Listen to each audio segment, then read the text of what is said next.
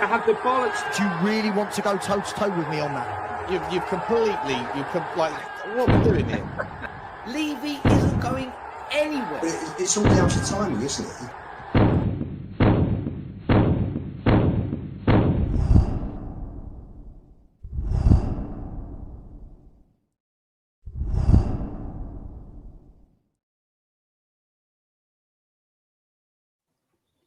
Good evening. Welcome back to the Spurs 5.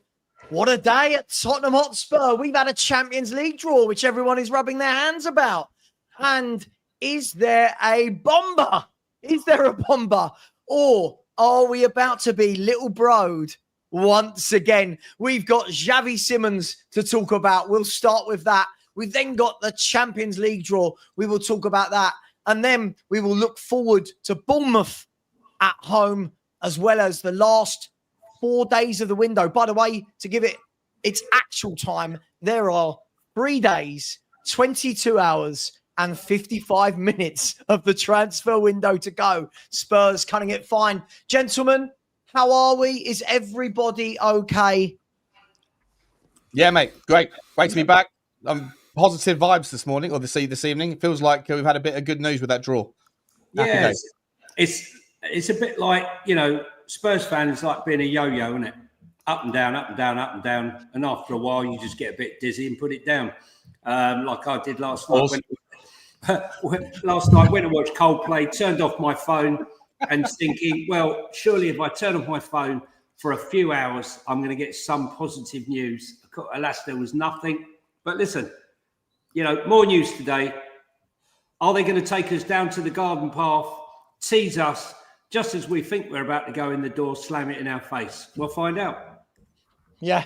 Well, look, let's let me show you, everyone, what we're talking about. We heard yesterday that Tottenham were going to reignite interest, because we did have interest earlier in the window, we've been told. We did have interest in Xavi Simons, but it didn't go anywhere.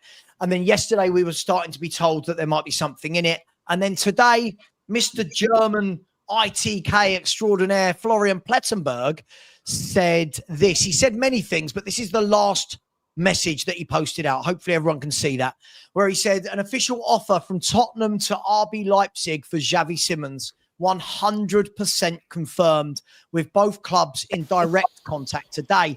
Tottenham are pushing. Xavi Simons is in London. And on top of that, we're hearing today from a lot of reporters that he was actually at Hotspur Way.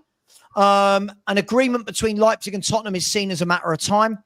RB demands 70 million euros, including add-ons. No decision for now. It's up to Xavi and any potential Chelsea movement. Let me start. Whoever wants to go first. Guys, reading that on a whole is great. And all the reports after have said that personal terms won't be a problem and the fee Tottenham are happy to pay. But it's that last little bit, isn't it, guys? It's the Chelsea bit. It's the Eze Arsenal thing all over again. Or is it? Who would like to go first? Or in Cape, or whoever else. Just insert whatever name you want into the mix. It doesn't really matter. I thought the best one so far today was hijack. Spurs preparing to hijack. Just had visions of Johan Lang's elite Spurs SWAT team swooping down to grab Xavi Simons and take him down to the training ground, get Marinakis on it, call him in, get him to sign up Simons to make up for the Morgan Gibbs White and Bob's your uncle. Look, if we don't sign him, there isn't many other places to go, because for me, it's Simons and Lookman. I had to think about it after I spoke to Sean again. It's Simons and Lookman for me before Paqueta. And I think both of those two are the two that really levitate us as a transition club. That takes us to another levels. I really do think that. Fantastic pace and breakaway. I like Paqueta, but I think he's too bloody slow. So I think, as usual, we can focus on that last bit, Chelsea, and rightly so. But we have to have some belief, Savva, because if we just give up all hope, we might as well pack up and go home. Yeah, sure. Look, I completely get it. I mean, anybody that disagrees or agrees with Johnny? No, I think the guy is very, very talented. He's ready to explode. 19 GAs in 33 for Leipzig. He had a couple of years prior to that at PSG where he was in and out, wasn't he? And I just think he's now at 22. Is this the time, like Sarr at 22, is starting to blossom? This guy's a game changer for Spurs, isn't he? He's mates with Odegaard as well, which helps from their time playing in the youth academy with PSG. So he's the best of them all. Yeah, he's the best of them all. Every 10 that we've been linked with this summer, he is the best of them all. Point blank, period, the end. I'm sorry, anyone that was like mad about Eze. Eze's a brilliant player. Simons in the 10 is levels. He's a better finisher. He's a better passer. He's a better connector in chief. The only question mark is the transition, but I don't think there's any problem there. He's done it at the international stage. He comes from a wonderful academy. Yeah, and he is a very intelligent player. His footballing IQ is top of the pops. If we get him and we get a left winger, all of a sudden everything goes. The pendulum swings back towards gee whiz. Yeah. But I'm not getting. I'm just like you say, Sav. Like you say, mate. Like, is it going to be? We're going to be Little Broad for the 15th time this summer, and it's probably right now. It's on a knife edge, right? All of the tweets, all of the messages, everything's saying he's okay with it, he's on board it, and yada yada yada, all that stuff. I once again, I will praise Stel for the last time this week and say he was right about the ITKs. Not worth listening to a word of them, and I concur. Like, I'm not getting excited because I've been let down too much in the last couple of weeks. But you believe a bit's gone in, right? You believe Spurs I believe the story. I believe the story that we put in the bid. I believe the story that he's been at the training ground. But whether or not he picks Tottenham over Chelsea, I'm just not. I still maintain there is a pecking order of politics in football, and Chelsea, like it or not, are above us in that pecking order. And the fact is that guy had his heart set on Chelsea all summer, and so if we get him, I'll more than forget that and tolerate it and welcome him because he's a game changer, as Lubo says. But I'm still not going to, in any way, shape, or form, get my heart broken again. So I'm going to wait and see on this one. But if it does happen, absolute baller. It's a decision, right, guys? I need to know though on one of the tweets whether he's pushing or edging, because I think edging really sort of tips the balance in our favour. Pushing for me, pushing doesn't quite do it. I think that's edging is the next stage. Look, I mean, there's rumours that he's staying overnight at the 6-star International Spurs Lodge. There's all sorts of rumours, but for all we know now, he's being wined and dined at some Chelsea Knightsbridge restaurant and signing a document as we speak. So only time will tell.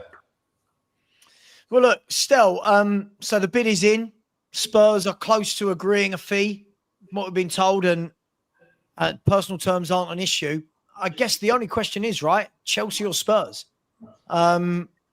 What's the player? What's going to make the player pick Tottenham over Chelsea, I guess? I think the only question is if you believe all of this. I mean, Fabrizio Romano's contradicted himself 3 times in the space of one day. He's now just come out and said, ongoing battle between Spurs and Chelsea. Something important needs to happen by Spurs. Johnny says edging or pushing. I read the word considering. I mean, that's a whole new concept, so mate. You don't believe we're in talks with Xavi Simons? I'll believe it when he's wearing a Spurs shirt, Savva. No, but that's different. That's you don't believe he'll sign for Tottenham. Do you not believe? You don't believe at all. I don't know what to believe. So Plettenberg, Romano, Liars, Jacobs, they're all con men, thieves, yeah, all of them. So, listen, Savva, I'll tell you what I'll do instead, right? Because I'm just going to repeat myself every week. You know my stance on these people. This is what I'll do.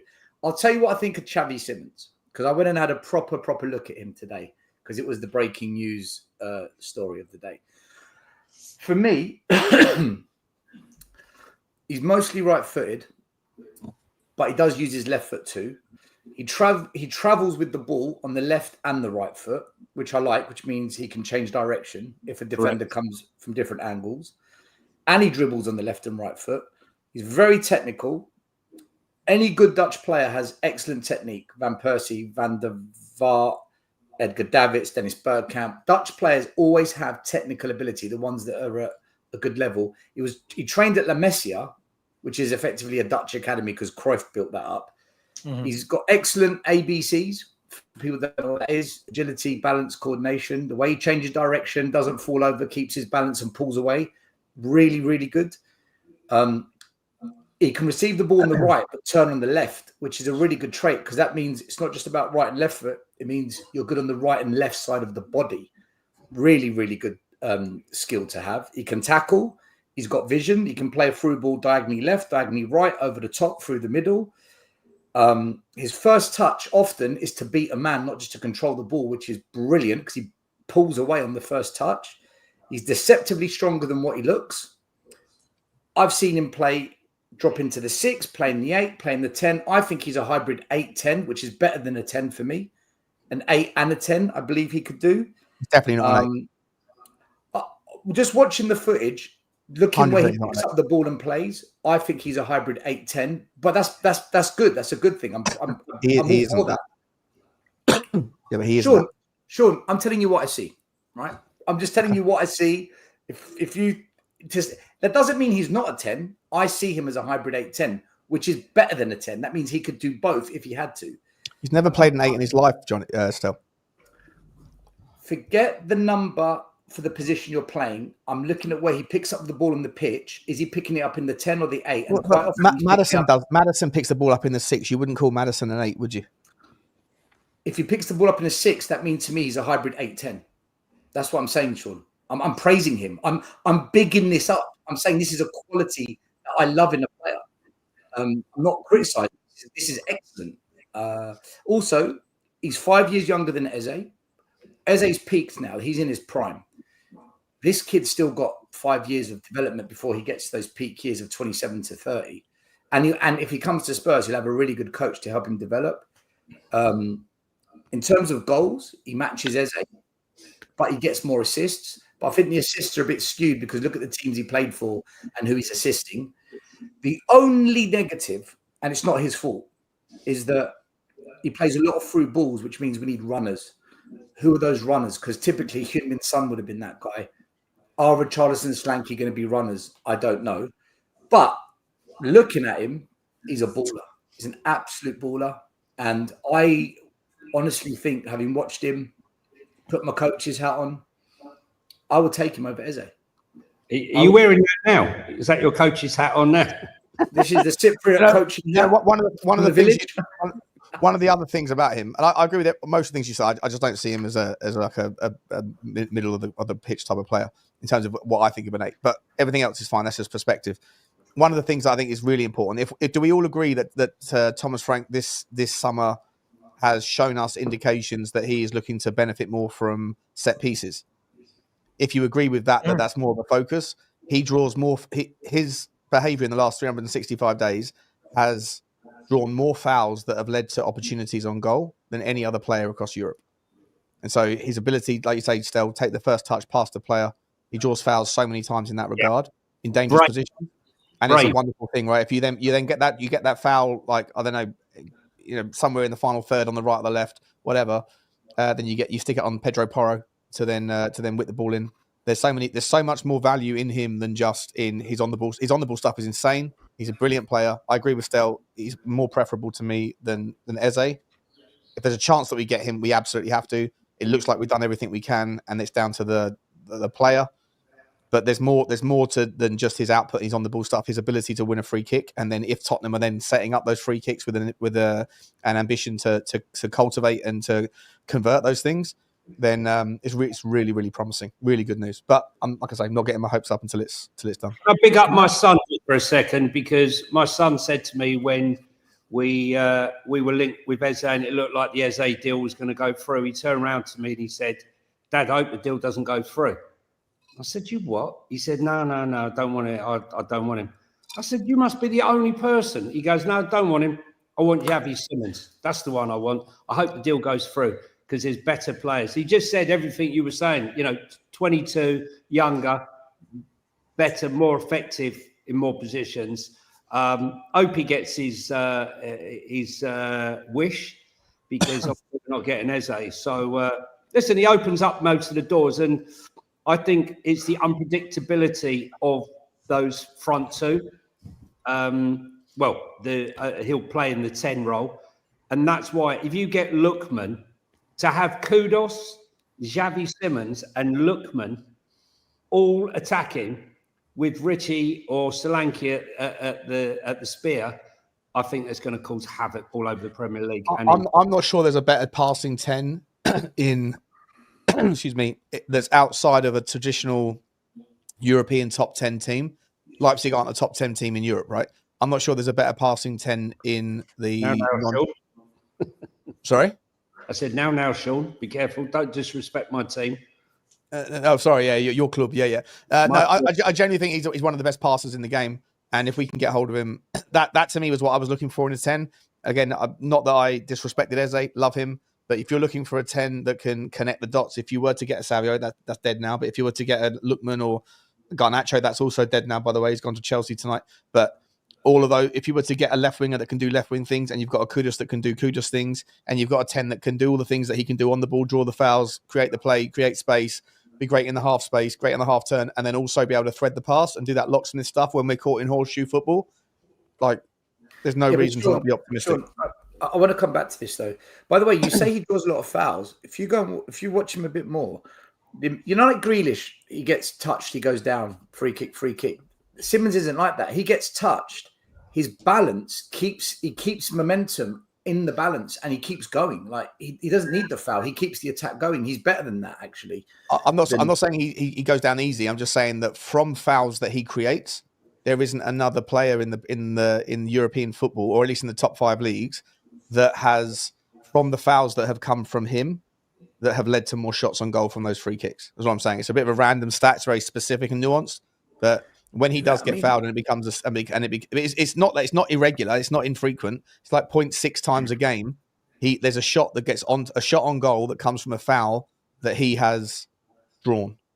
So it's a wonderful. That's down to the person that takes the free kick, though, isn't it? Not because of him. Well, yeah. I mean, yeah, that's a fair point. But it depends on it's a higher frequency if it's in the right areas, right? I prefer the fact that when someone does try and clip him, that he manages to keep his balance and control of the ball and keeps going, because that then takes a defender out of the game and it overloads us on the attack. I want to talk about these through balls, because when you see the through balls he was playing at Leipzig, the players that were getting onto the end of it, I think, are better than what we've currently got. And also, the way it kind of worked was they did what Klopp did at Liverpool, where you had Mane, Firmino, Salah, and Firmino was almost like the striker, but then he'd drop into the 10, receive the ball. Salah and Mane would invert, and Firmino would feed them.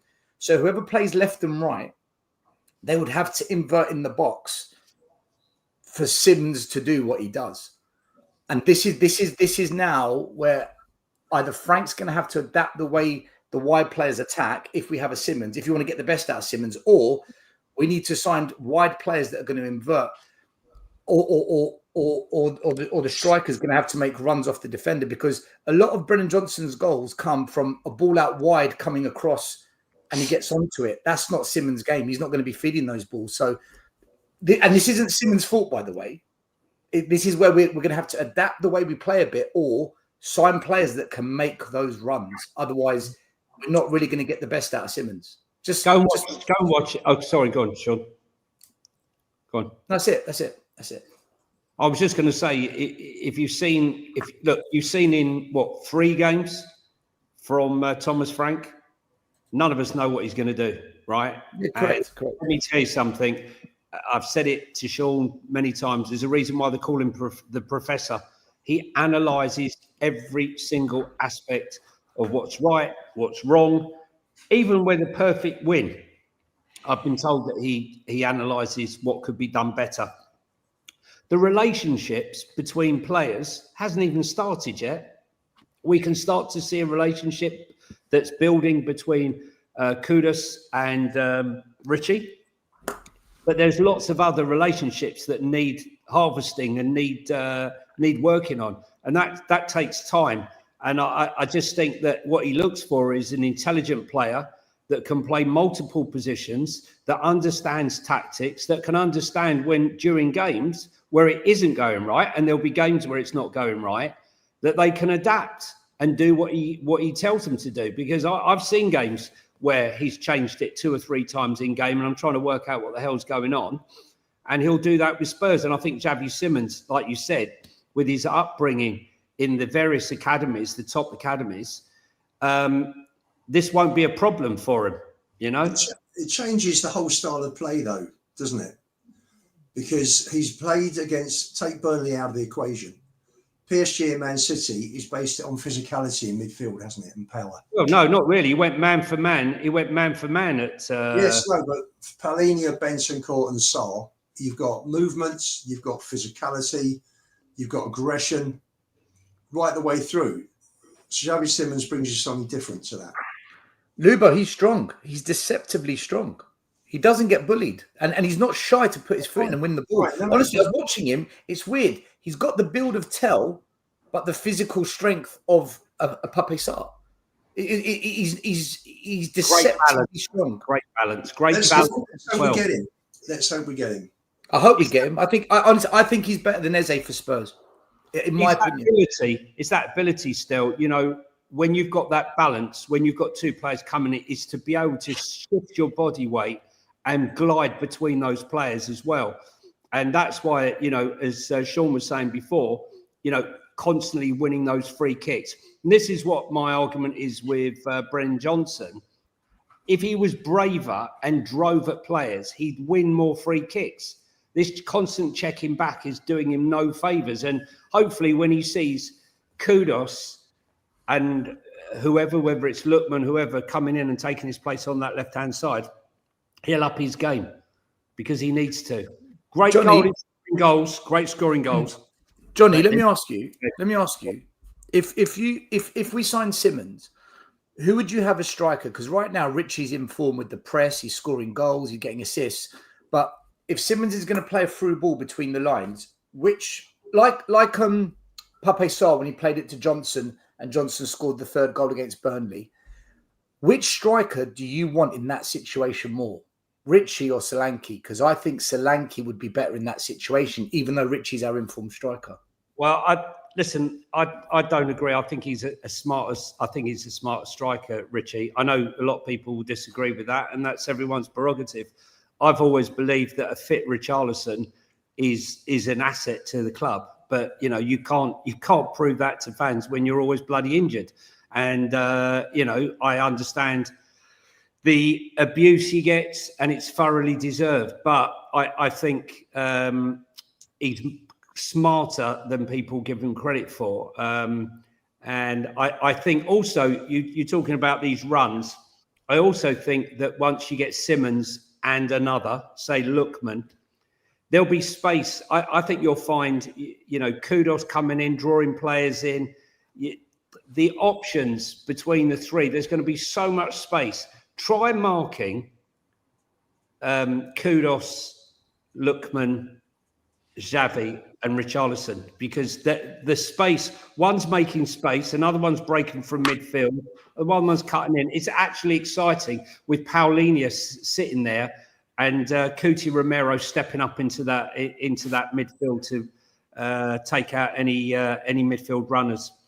But listen, it's all pipe dreams. It's all pipe dreams at the moment. Lubo, can I ask you a link? Still, has anybody seen a link with Atalanta for Lookman? No. No. I don't look.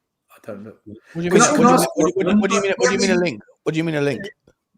Yeah, like I haven't seen anywhere that Spurs are interested or Spurs are buying or.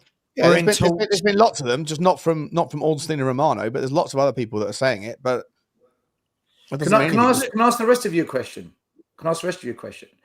If Simons is playing through balls to number 9, who would you prefer 1-on-1 with the keeper? Solanke, Richarlison, or Brennan Johnson? Brennan Johnson. Johnson every time. 100% every time. You think Johnson could lead the line? No.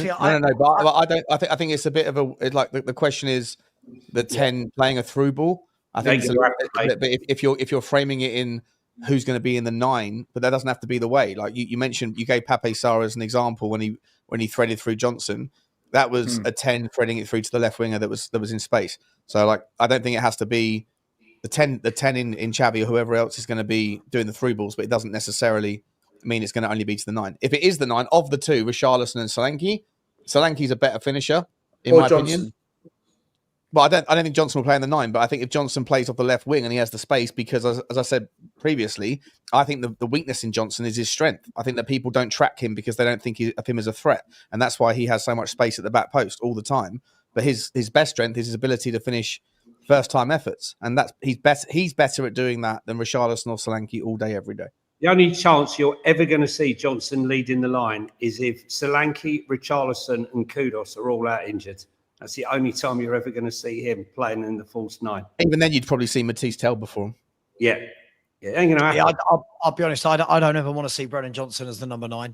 Thank you. When we talk about the finishing side of being a number 9, sure, even though a lot of his goals haven't actually come from that method, but all the other stuff he can't do. All the other stuff, the bullying the centre halves, you know, making himself a nuisance, good in the air, strong, holding the ball up. It's just not his game. But can I ask you guys before we look? And I'll tell you what does make me laugh, right? Is because we've all been bitten so many times. There's rightfully hundreds of people that are all saying, "Oh, this is nonsense. It's never going to happen," and Spurs won't get this over the line. And I get it because we've been bitten a number of times in the last few months alone.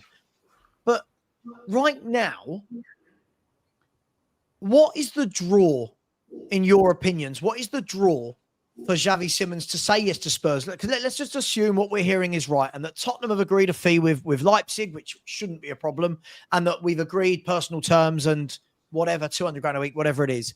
What's the draw for Xavi Simons to come to Tottenham, and who is selling that to him?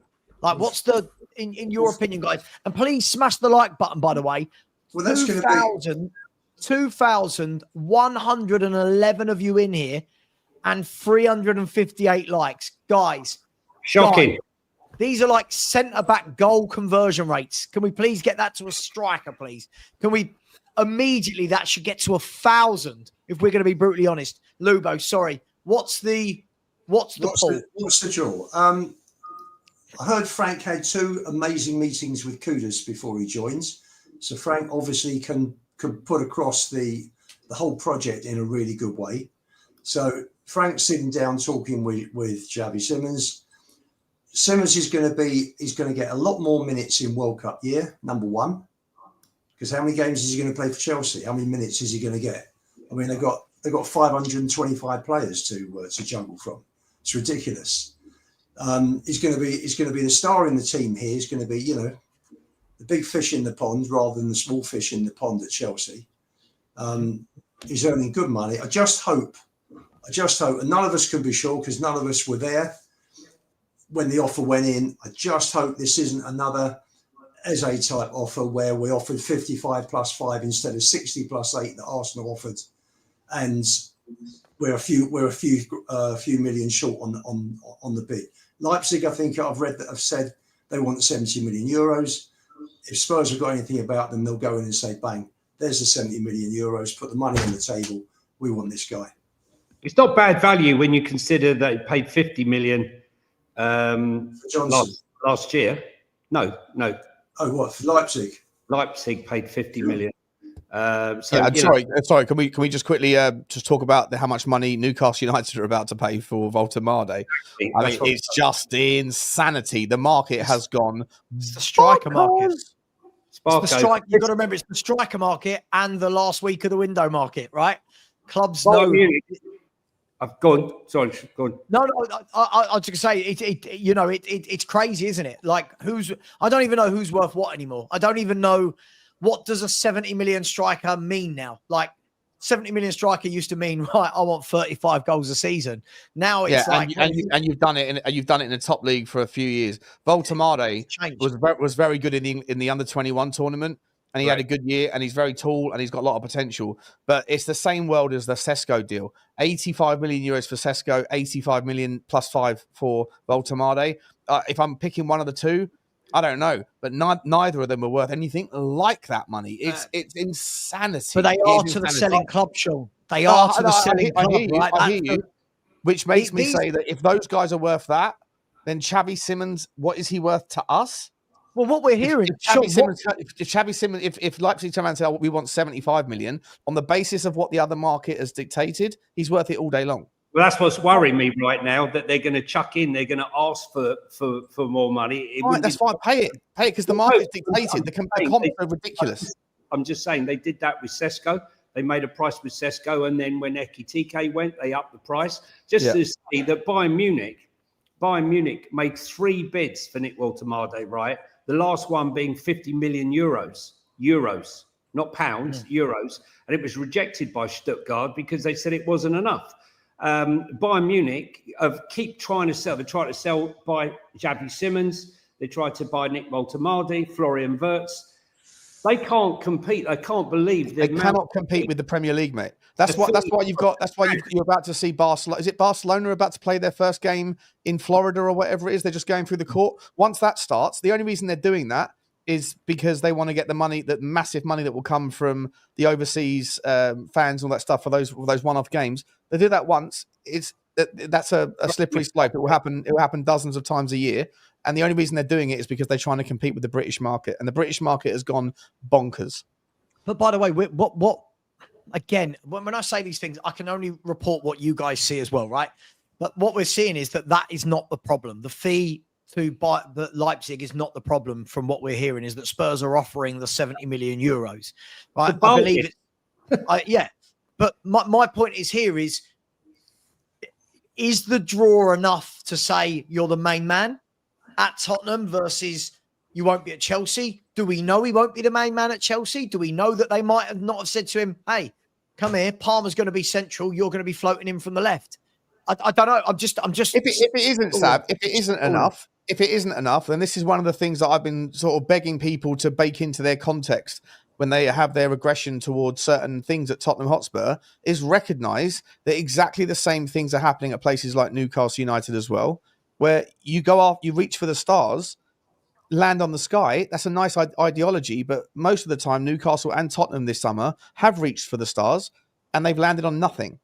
And it's a problem not because we haven't shown ambition. It's a problem because there's a pecking order in politics, and like it or not, teams like Arsenal, Chelsea, City, Liverpool, and Manchester United, for some weird reason, still have their own gravitas, even though they're absolutely nothing like the team that they were when they forged that brand in the first place. But the other teams all have a higher propensity, a higher frequency of delivering trophies. And so if you're someone that's willing to go and sit on the bench for 40% of the minutes that are available, or sit on the bench for 60% of the minutes that are available, you're still going to do it if you think you're going to pick up a trophy every couple of years. Whereas at Tottenham, it's not every couple of years, it's every 20 years. And that therein is the problem, because it's a cyclical 360 argument that you don't get those players that are going to get you those trophies more frequently if every time you go after them, you're going to get little broed by someone who does. And most of the teams that you're competing with have either always been bigger than Tottenham or have got where they've got because of a different relationship with money that's happened and changed the game in the last 20 years. But no one wants to ever recognise that when it comes to bashing the club for not signing the players that we could sign. So if Simons signs for Chelsea, can we, if Simons signs can't be on Tottenham, can we blame Tottenham? If again, this is all hypothetical, if what we're led to believe is true, that we've given him a deal that he's happy with and we've paid the money that RB Leipzig want, if he then still chooses Chelsea, and by the way, they've not bid, so again, hypothetical, can we blame Spurs if he does choose Chelsea? No, you can't. How can you blame Spurs? It's an opportunity. That's an opportunity, Savva.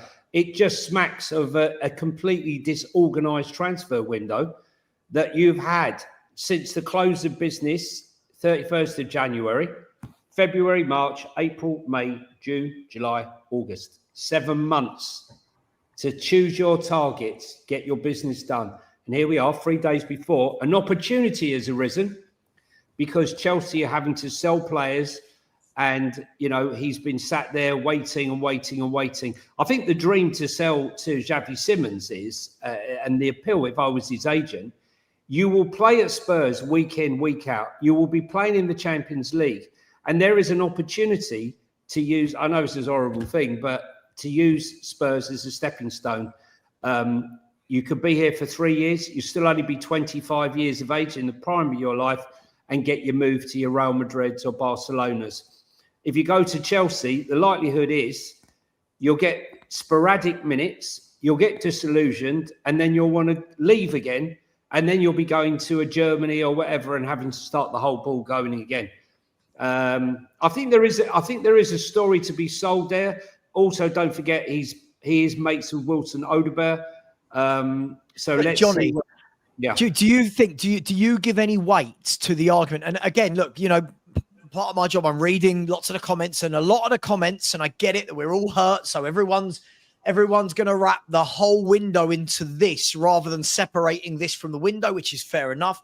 Do you think there's any weight in it, the argument where people say, well, yeah, we can blame Spurs and Daniel Levy because you're going for unrealistic targets where we're going to be beaten? Because now it's a double-edged sword, right? And does that hold any weight? He's at the training ground. Look, if it was totally unrealistic, just asking, Sean. I didn't say I believe that. I'm just bloody. No. I know. I wasn't doing that at you, Savva. I was doing that at the concept that you can't win. You can't win. I'm waiting for these two. I'm waiting for these two to answer. Look, he said, look, let's get to the facts, right? He said at least 3 or 4 times he was offered to buy. I don't want to go to Bayern Munich. I only want Chelsea, right? So what has changed in the last few days to make him think, you know what, Chelsea still hasn't happened. I'll pop down to Spurs and see what's going on down there. If you're not interested in anyone other than Chelsea, why bother to go down to the Spurs training ground? What is the point, right? There's no point at all, because it muddies the waters also with Chelsea, unless from their camp, they're trying to do what a lot of people do, is make out that, well, we're interested in going there to push and hurry Chelsea along. Oh, I see. So you've done Garnacho. So what? I'm behind Garnacho now. I thought I was your priority, but obviously not. You've done the Garnacho deal and you've left me treading water. That's why I believe the deal's very possible to get done. And what about Gittins as well? I know. You've got Palmer in the 10. You've got so many in that. They've got loads. They're holding pen and Strasbourg. They've got tons of players. It's pathetic. You want to be number 1, or do you want to be 1 of 47? That's the question. That's the sell, right? Yeah, that is the sell. Cool, absolutely. But Lubo, we can't. Can we blame Levy if this one doesn't get over the line? I've got to tell you something. If we were talking yesterday, he'll find a way. He'll find a way. Talking yesterday, right? Levy's like, it's horrendous, isn't it? It's the worst. Listen, virtually every transfer window for 25 years has been shit. So why should this one be any different? Let's be honest. Let's be honest about it. And our club's the most. Sorry. But that's not what I asked. No. But that's not what I asked. I knew you were going to go into a rant about 25 years. I'm asking you about. Hang on. I'm asking you about Xavi Simons. If Spurs go, thank you very much. There's 70 million euros. Xavi Simons, here's your 200 grand a week contract that you want. And then the player still picks Chelsea. Can that be blamed on Daniel Levy? Maybe you could blame Levy or whoever for saying, well, if we don't get a replacement to that, so you don't go and get a Qatar, we've wasted time. But the actual player, this isolated player, could you blame that on Levy and Enoch if he chooses Chelsea? Yes, because we could have gone for Simons 2 months ago, and we've waited 3 days before the window ends when we know Chelsea is sniffing. We did. And we did we? We did go for Xavi Simons earlier in the window, and we were rejected. So we've waited 2 months to go back. Listen. I don't know. I'm just replying, right? I'm replying. Ins and outs. I don't know the ins and outs. But... So we've gone there. He said no, and we wait 2 months. We're like, I'll tell you what, we'll come again, knowing that Chelsea is sniffing. It just feels like we're teeing it up. And he's using us to nudge Chelsea to get their act together and get the deal done because he wants to go there. That's how it feels to me. It feels like if this deal doesn't get done, Levy, Enoch take the blame. Well, the whole thing. Who do you blame then? Who do you blame? maybe just that the player wants to go to a life. better You club. blame the And don't go reality. in for him. If the player doesn't want to come to your club, you don't entertain him. You don't put him up in the lodge. You don't feed him dinner. You don't show him around. You don't do that. If the player doesn't want to come, by your theory, we didn't have this with Kudos. What a load of nonsense. No, it's not nonsense. It's you guys justifying it. Paulinho and Kudos, we called them up. Do you want to come, Spurs? Yes. Right, we're signing now. Done. We knew they wanted to come. When we so you never want to go toe to toe with another club? Is that what we're saying? I don't want to waste my time with players that aren't actually fully committed to us. But you don't know, though, do you? Sometimes you have to go in good faith. Savva just said Simons rejected us 2 months ago. Hang on a second. Yep. So he really loves us, doesn't he? He really wants to come to Spurs. Are you supposed to invoke that unless Daniel Levy can read the mind of a football player and know exactly what he's thinking, it's no point unless you get do you want to? Yes, I do want to come. Okay, then I'll only pursue it. Otherwise, move on. Because if the player said no to Levy 2 months ago, Sean. Stel, you're the one that said ITKs talk a load of shit. Now you're quoting them. No, Savva quoted him. And you're working off the quote. You're reading off the quote. Okay, so then forget the quotes. This guy, we could have got him 2 months ago then. We've waited till the last minute. Maybe not. Maybe, just maybe. You don't know the reality of the situation. There's a situation. So when you use arguments to justify yours, and I use it back. Stel, I didn't justify. Hang on, Stel, I didn't justify. Right. The difference is what I'm saying. Hang on. The difference is what I'm saying is, right? You do understand that there will be many footballers that when they're having negotiations will be courted by 3 or 4 clubs and will speak to 3 or 4 clubs. If by your theory, we only go in for the player that says, I don't want anyone else other than you, that's going to be You're never going to get a player that's anything more than a mid-table team. Ever. Hang on. That's not true because we've got Kudos and Paulinho.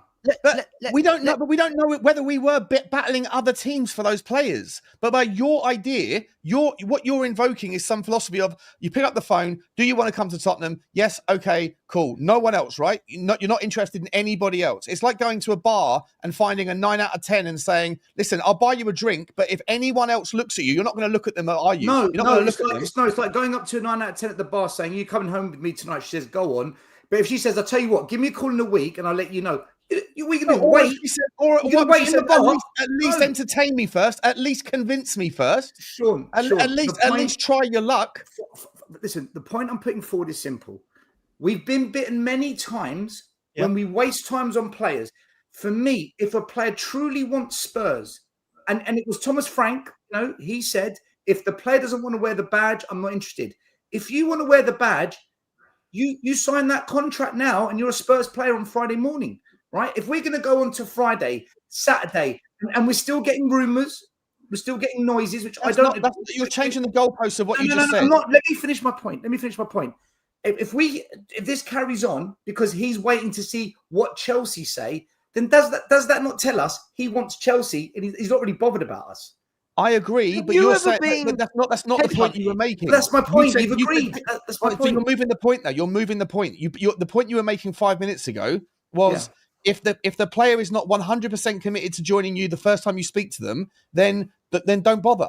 That's a different argument than saying don't move on if the player is waiting and dilly and dallying. Because that means they don't. Because it means they don't. No, Sean, yes, if they 100% don't want to be at our club, why are we wasting our time with 3 days to go? Go get a number 10. We need a 10. We can't waste 3 days on a player that might reject us because then we'll get to the 1st of September. I 100% agree with the idea of read the room. I 100%. I don't disagree with that. But the argument you were making a minute ago, because every time I speak, you say I agree. What are you disagreeing with then? The point you were making 5 minutes ago, which is entirely different to that. The point you were making 5 minutes ago was if you pick up the phone and the guy says, "I'm only interested in you and nothing else, and I'm not going to even pick up the phone to anybody else." If that's your methodology of transfer strategy, you are never, ever, ever going to pick up a player that is anything like a high potential, high caliber. Can I? We've got Kudos and Paulinho. And you don't know whether Kudos is targeted by other people. We got two. Hang on. What we're doing here is conflating. Just because we got Kudos, Paulinho, doesn't mean that every single footballer has the same mindset. It doesn't mean that every single agent has the same mindset still. Have you ever been headhunted in your life? Right? In my industry, before I did this full time, my industry was headhunting. No. Right? My industry was headhunting. Now, when you go and headhunt someone, so for example, I'd go and headhunt chief technology officers from Google, from Ericsson, from wherever, right? And you'd go, hey, listen, my CEO over here, he wants you, blah, blah, blah. Cool. Who else you talking to? I'm talking to Google. I'm talking to Ericsson. I'm talking to Samsung. Right? Right. So are you interested? Yeah, I'm interested, but I want to play the game. I want to know what's out there. I want to know what works best for me. So will you commit to me 100%? No, not yet. No, that takes time. Now, I agree with you still. I don't want to be waiting 3 or 4 days because we are at the end of the window. I agree with you that if he doesn't get Xavi Simons and we don't then bring in a Paqueta, for example, then I blame Levy for the scenario. Do I blame Levy for if we've tried to get Xavi Simons and the player's interested? Because the one thing I would say still, he must be interested, right? Said this before. The fact that the agent has allowed the talks to happen means he's interested, right? The fact that Tottenham have agreed club-to-club terms with Leipzig means he's interested. But that doesn't mean he can't be interested in somebody else. So this whole thing of if you don't love us and us only, I don't want you, we're going to have a very limited pool of footballers to choose from moving forward. Do you not think this is a smoke screen? Do you not think this is a smoke screen for what's the matter, Stel? Go on, go on, Stel. No, I was going to say, it's not that we don't want you. It's we're not going to waste our time with you. That's the point. We did this with Eze, and look what happened.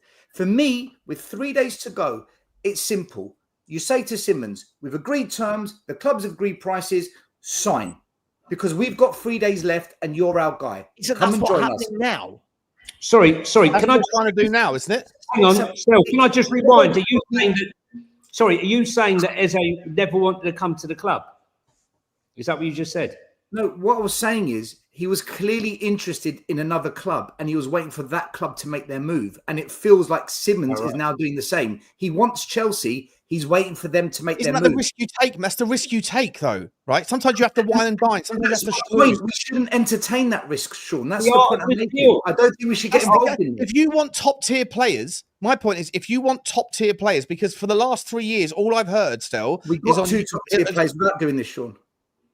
You don't know what happened with the Kudos story. Look at you. No, exactly. So you are presuming that your analogy fits the Kudos narrative, but you don't know. No, we know that Chelsea and Simons, something's there. We know that. We didn't know that. If you want a top tier team and a top tier squad, then eventually you're going to have to go after top tier players, and they are people with options. And options equals, if you put down the gauntlet and say, sign for me now or not at all, it's this or that, it's yes or no, then look, I agree you can't waste time. I think we wasted so much time on. Let me finish my point, and you can go. All right. If you want top tier talent, which is what everyone's wanted, big fish, reach for the stars. Lubo's always saying it. One of his 7-point manifestos.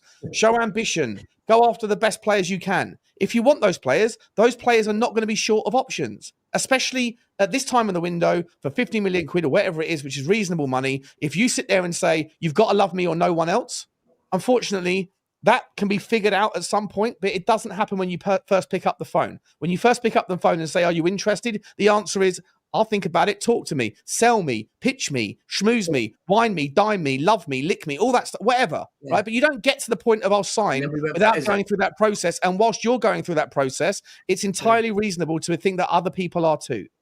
And also, at the start of this show, in the first 5 minutes, Johnny, I'll say this, then it's all yours, right? At the start of this show, Savva said it and we all nodded our heads. Do we all agree that if we go toe-to-toe with other big clubs, they're probably going to go there? That's exactly what we're doing now. So we shouldn't be going for top tier players.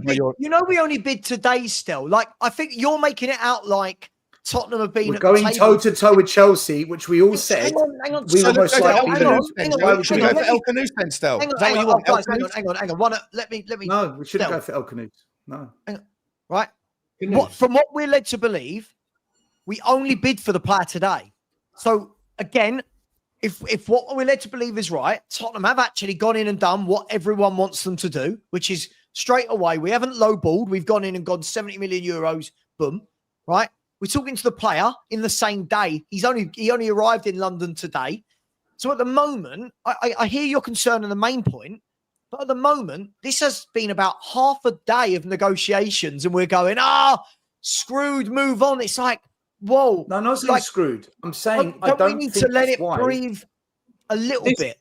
This is just the smoke screen. This is just the smoke screen for us signing Conor Gallagher on loan with the day to go. Probably. But listen, Stel, you've got to dance. If you want the top players, I totally agree with what Sean's saying. You have to look, I have a motto: better to have tried and failed than never to have tried at all. And if you want to acquire the best squad, then you have to battle with the best. Yes, it's not easy. But what do? Do you just capitulate, lay down and say, oh, Man United are in, Chelsea are in. There's no point us going. If we're going to have that attitude, we might as well roll over. That goes against what everyone just said like 20 minutes ago. So, Stel, what are you saying? Are you invoking? You can't on the one hand sit here say all agreeing that if we go toe to toe with the big clubs, let's have it right, we're going to lose that player, and then when we do it, you're trying to sell it to me. I don't understand. No. Wait. Yes. Hold up. What, we haven't gone toe to toe with Chelsea yet. They haven't bid yet. Correct. Hang on, I want to engineer this. But the player has. You're trying to do the bait and switch on this narrative. Not in the bait and switch. I'm just trying to. You are. Stand my ground against 1, 2, 3. No, hang on. 1, 2, 3. Rightly so. Fair play to you for standing your ground. But I'm going to reverse engineer this on you. With the last three years, all I've heard from you and people like you and Lubo that is saying we've got to show more ambition. The second that we do, you're now saying there's no point. So are you invoking by reverse engineering? Hang on, that's exactly what you said. Don't do that. I never said it's no point. If Xavi Simons, hang on, let me finish my point. If Xavi Simons is interested in going to Chelsea, there's no point. Let's move on. Let's not waste any more time. By that rationale, using your logic, should we be going after El Khanous because we are the biggest in the food chain that are going after El Khanous? That's not ambition, Sean. El Khanous is not ambition. Stop that. 100%. But we'll be the biggest in the food chain in that narrative. So if you're saying, we all know El Khanous is not ambition. We all know that. Exactly. So where's the middle ground then, mate? Where's the middle ground where we're the biggest in the food chain, but we can still go and find the best players that can improve us? Explain that to me. Can I jump in here, guys? Well, just before you do, Lubo, I just want to hear Stel's answer to that question, and then sorry, Lubo, crack on. I just feel with 3 days to go, going toe to toe with Chelsea, we're asking for trouble. Now, so where do we go instead? Sean, I don't know, mate. I'm honest with you. I don't know because I said once the Eze deal was quashed, Frank isn't getting the players he wants. He's not going to be back. So you're criticising the ambition because we're going to get little broed, which is fair enough. I'm not criticising ambition. No, I'm not criticising ambition. I'm saying, Stel, you would criticise it if we went for a club that had been relegated or a bottom of the Premier League type player. You all would. Stop this. You all would. Don't put it on me. You all would criticise that. But you're saying you're saying that apparently you're invoking things that we've all said before, that we're all going to get little broed if we go toe to toe with Chelsea. Fair enough. That's a fair point. No, that's what everyone said 20 minutes ago. And that's fine. But I'm saying that what you're saying is, and correct me if I'm wrong here, but you're saying unless you know for sure that the guy wants to come to you, move on. And I'm saying when you're targeting the very best players, it's entirely reasonable to expect that you're going to have competition for those signatures. If you're saying that what we've all been saying is that you're going to get little broed in that scenario, then with 4 days left, by your own volition, by your own logic, if there's no point in going after Xavi Simons and that type of player because you're going to get little broed, then there must be a standard of player out there where we can little bro someone else. Who is that player, and what should the standard be? That's not quite what I said. I will repeat what I said. What I said was, if the player tomorrow signs for Spurs, right, which we don't know. If he signs for Spurs tomorrow, then we know he wanted Spurs. Because we've given him a deal, we've agreed the price with the club. He said, I'm there. We know he wants us. So tomorrow, I hope we find out. If it then drags on to Saturday, Sunday, and we allow Chelsea into the game, we knew all along that we were being played. And I 100% agree with you, but that's not the let me point finish. you were Let me finish. making. That's not the point you were making. Let me finish. No, this was the point I was making. And then I said, it doesn't make sense for me with 3 days to go to take that risk. Now, if he signs tomorrow, everything I've said goes out the window. And on Monday, you lot can have it out with me and I'll just sit here and take it. But if it doesn't happen now, and we've wasted this time and we don't get the 10, it's because we did something that we shouldn't have done. And I think this is a very risky thing that we're doing. That's what I'm saying. We've already got fans. I've read them online who are turning around and saying, why would we want this guy? If he takes us, it's only because Chelsea don't want him. No, he's a top player. That's the mentality. Hang on a second. That's the mentality of some of the fan base, right? For me, Stel, I'm old school, right? You've got to be in it to win it. Better to have tried and failed than never to have tried at all. If I want to establish myself and this club as a top 4 club going forward with ambition, then you have to aim high. And yes, you'll fall. Yes, you'll fail. Right now, yeah, we most probably aren't the first choice against an Arsenal, a Liverpool, and Man City. I get that. Most of us accept that. But there will be times where, if you read the room, there might be certain circumstances that you can appeal to the player. Otherwise, Spurs would never sign any player that was any good.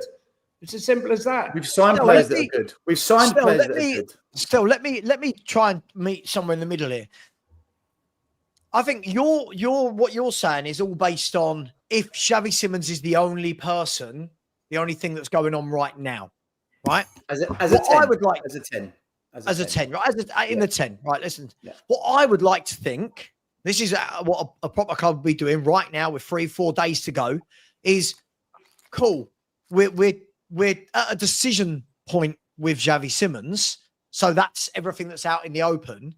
I'd like to think that there's still some conversations going on, whether it's Paquetá, Akalush, whoever it is. I would like to think that there's still that. Where I will 100% be on board with you, Stel, is if this, not the Simons deal, but if we get to the end of the summer and no 10 has been signed, I will be absolutely furious, because you can't have a whole summer window and fail to get one of your main problem positions. But if tomorrow morning we wake up and we go, Xavi Simons has joined Chelsea, and that all was in one day, I can't really be annoyed at the club for trying to get a top player and then him picking. They are bigger than us right now. We can talk about history, whatever, but right now they're the bigger, more attractive club. How long is too long? Yeah, look, how long is too long? I think if it gets to tomorrow night, and we don't, again, it all depends, Sean, what is in the background. Have we got Paquetá on speed dial? Do you know what I mean? Like, I don't know. A time limit needs to be put on this deal by Spurs. Spurs need to put a time limit on it. Again, that's what I agree with you on all of that thing, but that wasn't the argument you made. You were, in my opinion, and I'm sure I'm not wrong on this. I'm sure other people might agree with me in the chat here or in the panel. But you were saying initially that unless you get a clear sign from the get-go that the guy wants, you pick up the phone is what you said, and you said, do you want to come? And if he says yes, you go for it. If he says no, then you move on. But I think it's absolutely reasonable, if you're going for that level of player, to expect that you have to dance the dance a little bit. You have to schmooze. You have to convince them. You're right. Nothing in football is black and white. There's always a chance. There's always a risk. I do agree with you that if the time goes on too long and that you end up in a minute. Jump in. If you go too long and then you end up wasting your time, like we have done with Savio, for sure. And I think that but I don't know. But at this stage, as Savva's made a very good point, the story only started about 3 hours ago. Like, are we already saying it's too long? That's madness. No, it's the fact that the reports, and again, I don't believe reports, but this is what this conversation is based on. The fact that the reports and the conversations going on that we're hearing are that he's waiting to hear what Chelsea say too. I mean, what the fuck is that about? Why has he got to wait for that? That means he wants Chelsea. But wouldn't you do that if you had the option of 2 clubs? Wouldn't you do that?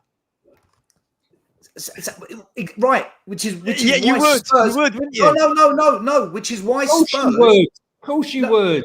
Every human being would. You can't ask me the question and don't ask me the question. Let me have a shout. I haven't spoken for ages. Let me have a shout. I'm going to sum it up. Ask me a question. I'm going to sum it up. I'm going to sum it up very, very simply. I'm going to sum up the macro and the micro. Okay? Oh. All right? This is how it is. We used to go in as Tottenham Hotspur Football Club, and we get Klinsmann, and we get Gascoigne, and we get Lineker, and we're a big club. And Edic came in, and they diminished our standing so that other clubs have overtaken us. But if we don't compete with these clubs, we'll never get back in. So I'm with Sean on this one. Although I don't agree with you about the whole thing about this club and that club. They're in a different league and this and that. We're all in the same league, and Tottenham Hotspur are still a big club. Look at the crowds we were getting a few years ago. Not as big as the other clubs, Lubo. This is look at the parade. 220,000 people. Massive. Most of those were going to a chicken. They just happened to be in the area. Chicken. They sold out. But Lubo, this isn't when you bring up Klinsmann. Look, Slav, we've got to compete with these clubs. I'm not disagreeing with you, but when you bring up the likes of Klinsmann and Gaza, right? Let's be brutally honest. This was in a day where transfers weren't what they are today, right? Now it is a powerful, rich financial game of football. Absolutely. You've got to understand who has made the most profit since the Premier League. Oh, Lubo, you've been waiting 25 minutes to talk. Lubo, you've been waiting half an hour to talk, and when you come in, you just want to turn it into a Levy conversation. We're talking about a fucking Xavi Simons deal. I have said we have got to stay in this. And yes, time limit maybe tomorrow night, midnight. Close, and then we move on. That gives us 3 days. If Simons doesn't want to join us, then move on. We've got 3 days to bring someone else in. Honestly, I can't believe you waited 35 minutes patiently to speak, and when you did, you turned it into a Levy conversation.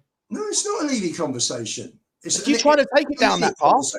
Well, you brought it up. You tried to drag me in a few minutes ago by talking about all the clubs and this one and that one and oil states and all this shit. You did, and I didn't bite. But on this one, I've got to come in and say my piece. Fair enough.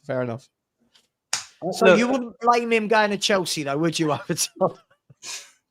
The thing is, I would blame him. I would blame him because it's World Cup year, and he needs minutes. He's going to play regardless. He's going to say this. Do we really think that Xavi Simons won't play a exactly? Chelsea? Like we're all talking on the one hand, right? On the one hand, we go, oh my God, Xavi Simons, he's talented, he's better than Eze, and we want this, and it's passing, and is this, and I don't disagree with any of that. On the other hand, but he'll be sitting on a bench at Chelsea. Really? Who's he sitting on a bench behind at Chelsea, Lubo? With Cole Palmer. Cole Palmer's one player. Go on, one.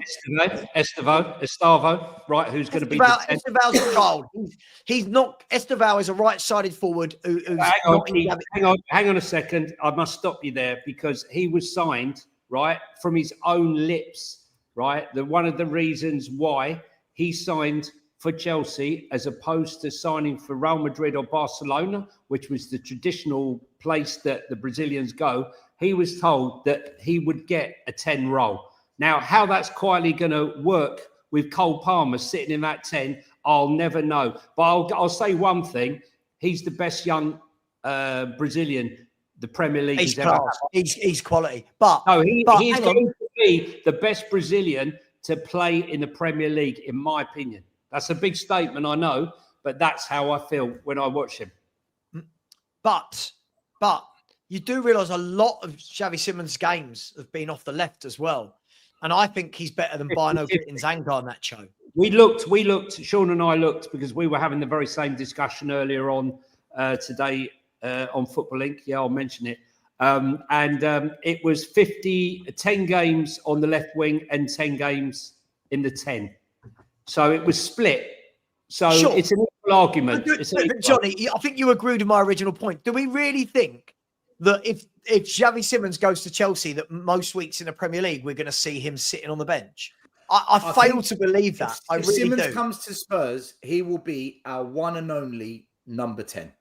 All day long. I don't disagree with that. That wasn't my point. Savva, no, I was going to make a point on top of your one, which is, don't you agree if he comes to Spurs, he will for sure get more game time starts and minutes. I think he does. For sure. But again, this is with difference of players' mindsets, right?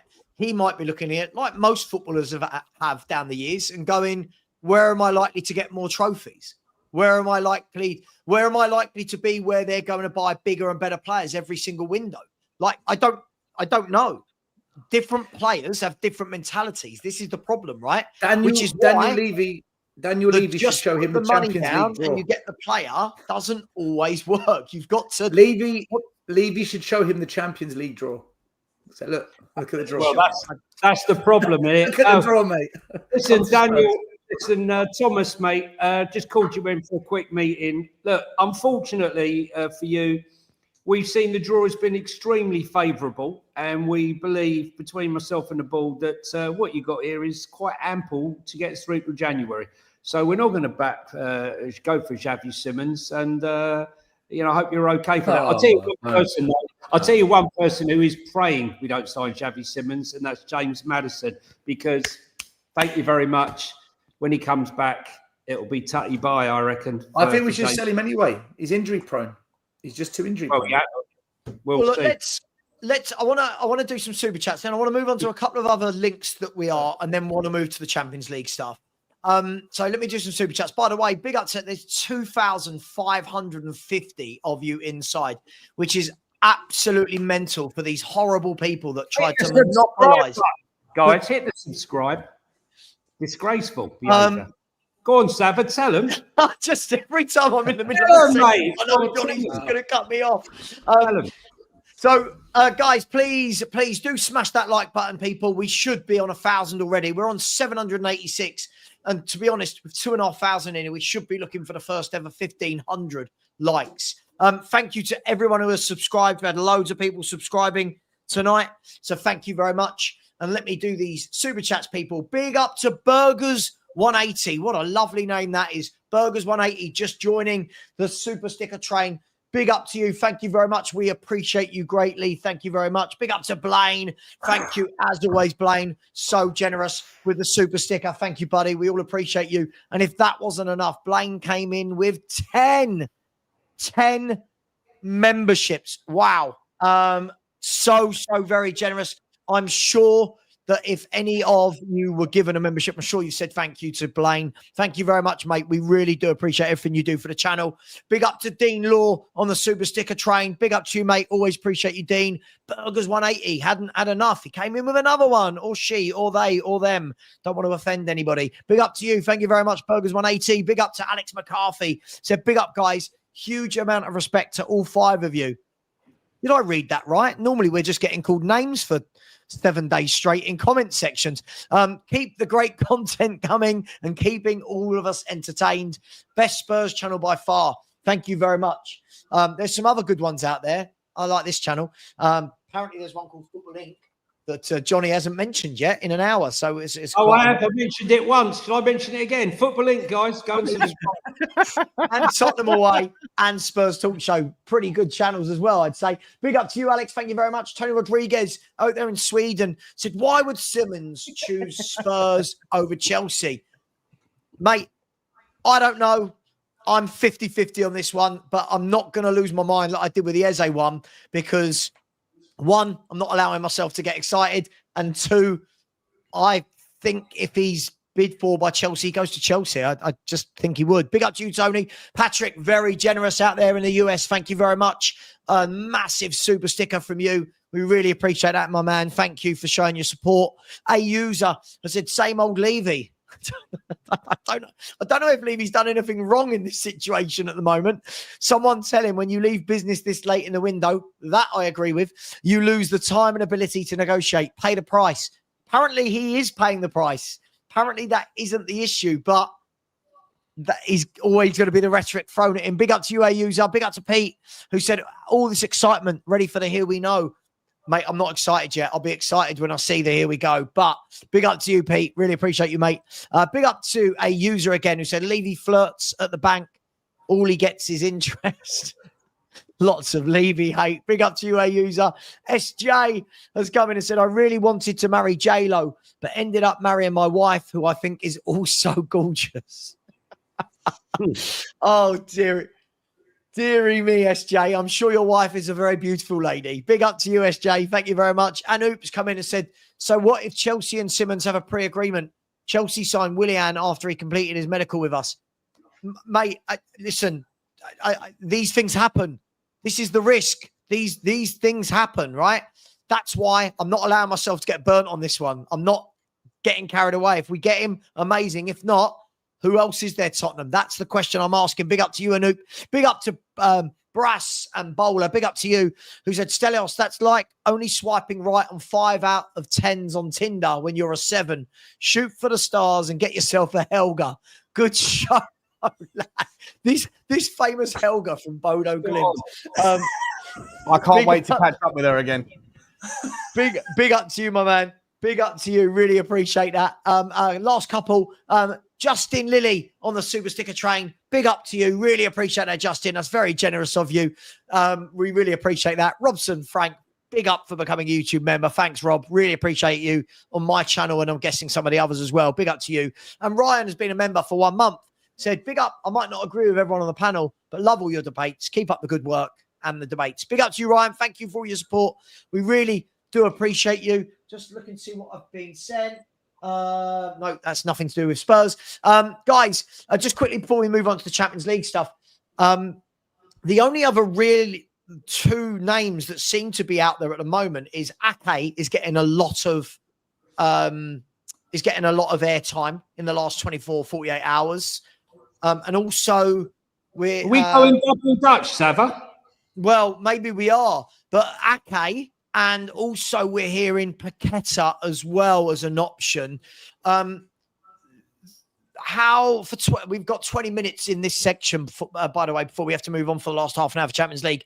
What do we make of that? And maybe, and Conor Gallagher is a name that's being linked today again as well. What do we make of these options? Go. Anybody? All decent. Ake would be a good buy. Gallagher would be a superb buy. For me, get those 2 and Simons, it would be a fantastic window.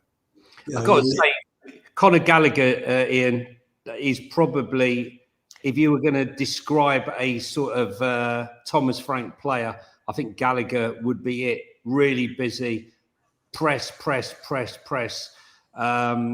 He would definitely find a place somewhere in the squad. Listen, people keep saying the same thing. Where's he going to start? Where's this one going to start? You need to rotate. You can't be in the Champions League and be in the Premier League without rotating. So this whole adage that, Muslim's going to start and play every game. My worry is, how is Romero and Mickey van der Ven supposed to play in every game? Answer, they can't. So as Sean mentioned earlier, the bigger concern is, should Vuskovic be allowed to have gone out on loan to play every week for Hamburg when he could have been acted as cover and played the odd game for us? But we shall see. I think they're all good. I think we could go double Dutch. To be honest with you, I think both players are good enough. Look, the Spurs have stated right from the first moment of the window that they were looking for a centre-back and a right winger. Got the right winger.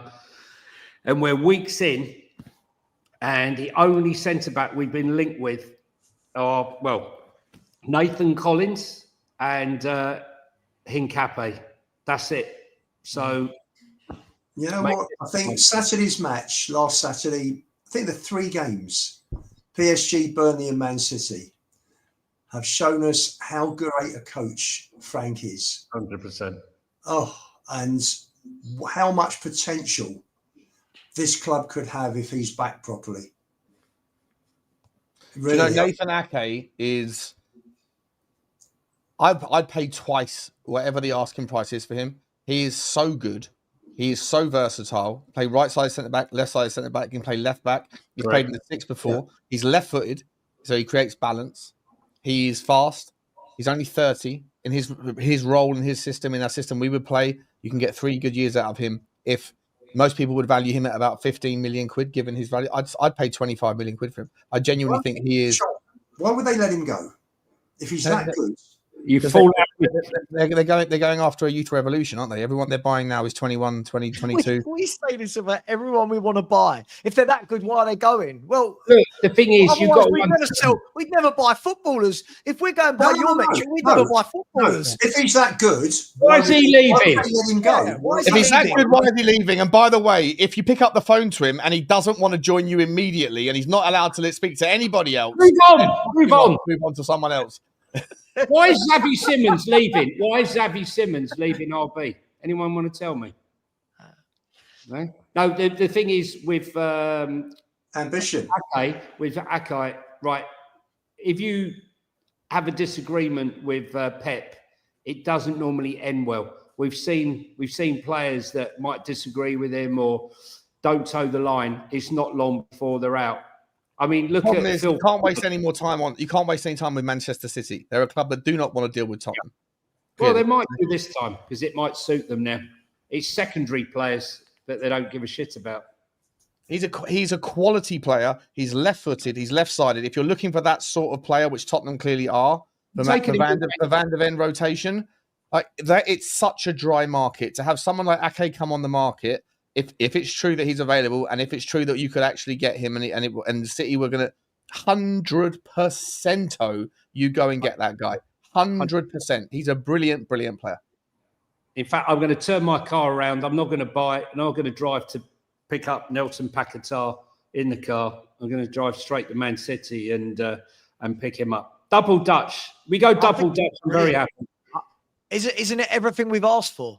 We've Correct. said, we might need a backup. So I don't want to call him a backup, but we said we need more options at left back. We said we need a left-sided centre half. This guy is quick, strong, a winner, international footballer, Premier League experienced, right? This guy is an absolute... Now, yeah, he's had a few injuries, but you can have that if you've got rotation. Do you know what I mean? I think this is the biggest no-brainer for the back line for me. That's all I'll say about it. I don't see the downside to this. Sean, that will get us over Vuskovic going on loan, wouldn't it? Which we don't agree. Yeah, with. I'll tolerate that. Yeah. No, we're all in agreement. Hang on, take a photograph. Let's smile. I don't agree, but I can't. Can you put our thumbs up? Thumbs up. No, Stel's got a problem. Stel's not happy. You're not happy with that, Kate? I was the first to put my thumbs up. What are you doing? Oh, what are we doing here? We're all good then. Fireworks to Ake. Savva did the thumbs down. So I thought we were talking about Vuskovic loan. Right, a thumbs up. I've got the thumbs up. Everyone agrees on Ake. Let's look at the next one then. Let's move on from that. I think most people would see that as a very sensible signing for Nathan Ake. For Champions League winner, Premier League winner, everything. Conor Gallagher is a name that's been loosely bandied about today. We can, without going down the Chelsea route with him, because I think we've done that to death. Conor Gallagher, I'm a firm believer, guys. I still look at the midfield options we've got, and with Bentancur and Paulinho for me being quite injury prone, my worry is the three behind them. I wouldn't want those three going into Champions League games. I wouldn't want Bergvall, Gray, and Sarr all together in Champions League games. I still think we need another one for experience. And Conor Gallagher, for me, I think Johnny may have just said this. That is Thomas Frank footballer. Boom. In a can. 60 million release fee. No. 60 million euros, apparently, release fee. That's £51 million, I think. 51 Listen, million. you get him out for it. Look, I agree. Lubo reaching to the right to get his calculator off screen. He wants it exactly. 47.3 pounds. 52.17 million. Okay. Pounds. We haggle. Picking a haggle. Look, I'm 100% Savva, right? He's a can of whoopee. He is a Thomas Frank straight out the tin. No real adjustments to be made. You know, you can use him as the Crystal Palace version of Conor Gallagher, or you can have him as the pressing lunatic that was the captain under Poch. I think he ticks all the boxes. I know he's not going to be a popular choice. And there is the rumour that he said he would never go to Spurs. So for a lot of people, that would be another one who people will say, I don't want him. He never wanted us before. You got to get over yourself, guys. Honestly, get over it. He's a good player and he's perfect. He's got the experience. He's played for a winning team. And I think it would be a great acquisition, personally. I think we'd go for a loan with I'm gonna stick my neck out that you could go for a loan with an obligation for next season. Absolutely. Possibly. I love Gallagher. I don't see Gallagher coming to Spurs at all. I just don't see it. I think there's too many. His family at Chelsea. He's been at Chelsea. I just think it's one of those where there's too much. Do we see anyone too much Chelsea connection? Very divided. Conor Gallagher will 100, unlike your Eze's and some of the others which might have united the fan base. Someone like Conor Gallagher will 100% split down the middle as to likes and dislikes. And can I ask a question? If we sign Conor Gallagher, what does that do for Archie Gray? I don't care. Sorry. Oh, we spent 40 million pounds on the kid. I don't care. I want better footballers at my club than what I've got. I don't care what that means for somebody else. I genuinely don't. I genuinely don't. And this is why when we're talking about the likes of Chelsea now being attractive to players, because this is what Chelsea do. Chelsea got rid of 13 players this summer. They don't care. Right? Thanks for the year. Thanks, you've come in and not been good enough. See you later. Moving on. We want better. Right? That's what Man City do. That's what Chelsea do. I agree with you, Savva. Savva, I agree. I know you do. Yeah. I know. Lubo's probably not happy at my comment, but hey, it's like if we sign Ake, maybe not this season, but he'll be there. Don't worry. Well, what you could do. What does this mean? So, like, if a Conor Gallagher came in, Lubo, let's be fair. You then have Gallagher, Bentancur, Paulinho, Sarr, and Bergvall, and Gray is now a completely non-needed player, right? He can move in with Lubo. You got any room, Lubo? Right, you got 3 midfield players. You got 6. You got 6 there. You can never have too many good players, Sav. I know, which is why I don't want Archie Gray. I want Conor Gallagher. No, yeah. He'll don't worry about him. What you need, you do. Listen, we all said starting last season we were 3 or 4 established players short. We're sort of working that down. We're still a bit short. And if it hadn't been for this Xavi Simons thing coming up today, everybody would have been in the foul mood and absolutely slating the transfer strategy in this transfer window tonight. So, I'm still slating it. I'm still slating it. We're not out the mud yet with this transfer transfer window by any stretch of the imagination. No, I agree. I agree. We're marginally in front because kudos to Son. Paulinho we needed as a 6. We've lost a bit of creativity, but we've got the 6 we needed. So we're marginally ahead, although we're not ahead in terms of bodies, established players. That's why we need a couple definitely between now and Monday night. So let's keep our fingers crossed this time on Monday. We're celebrating a decent window. I'll be in Turkey. But yes, I hope we all are. Look, let's move on. The last one I just want to say, the last quick player, and then we're going to move to the Champions League stuff, is Paqueta. This is a name that we've heard that Spurs have talked to his agent, if you believe it or not, that we've talked to his agent. Apparently he wants out of West Ham. West Ham have signed 2 midfielders, by the way, in the last 48 hours. Don't know if anyone's just noticed that. They have signed Mateus Fernandes and the lad from Monaco. Midfielder can play as a centre-back DM as well. Mangasa, that's the one. Paqueta, any legs in that for any of you lot? I'd like to see it. Have him there as well, ready to go. I'd take Paqueta. Why not? West Ham, I hear, will take 60 million. He wants out of the club. I reckon we must have 150 million plus add-ons, from sales to go. Unfortunately, I did mention the fact that when Turkey was announced that, unfortunately, Basuma is carrying an injury, hence the reason why that deal's not going to go through at the moment. But please bear in mind, guys, although our transfer window closes on Monday in 3 days and a few hours, as Savva will tell you, the Turkish window will remain open for 15 days longer.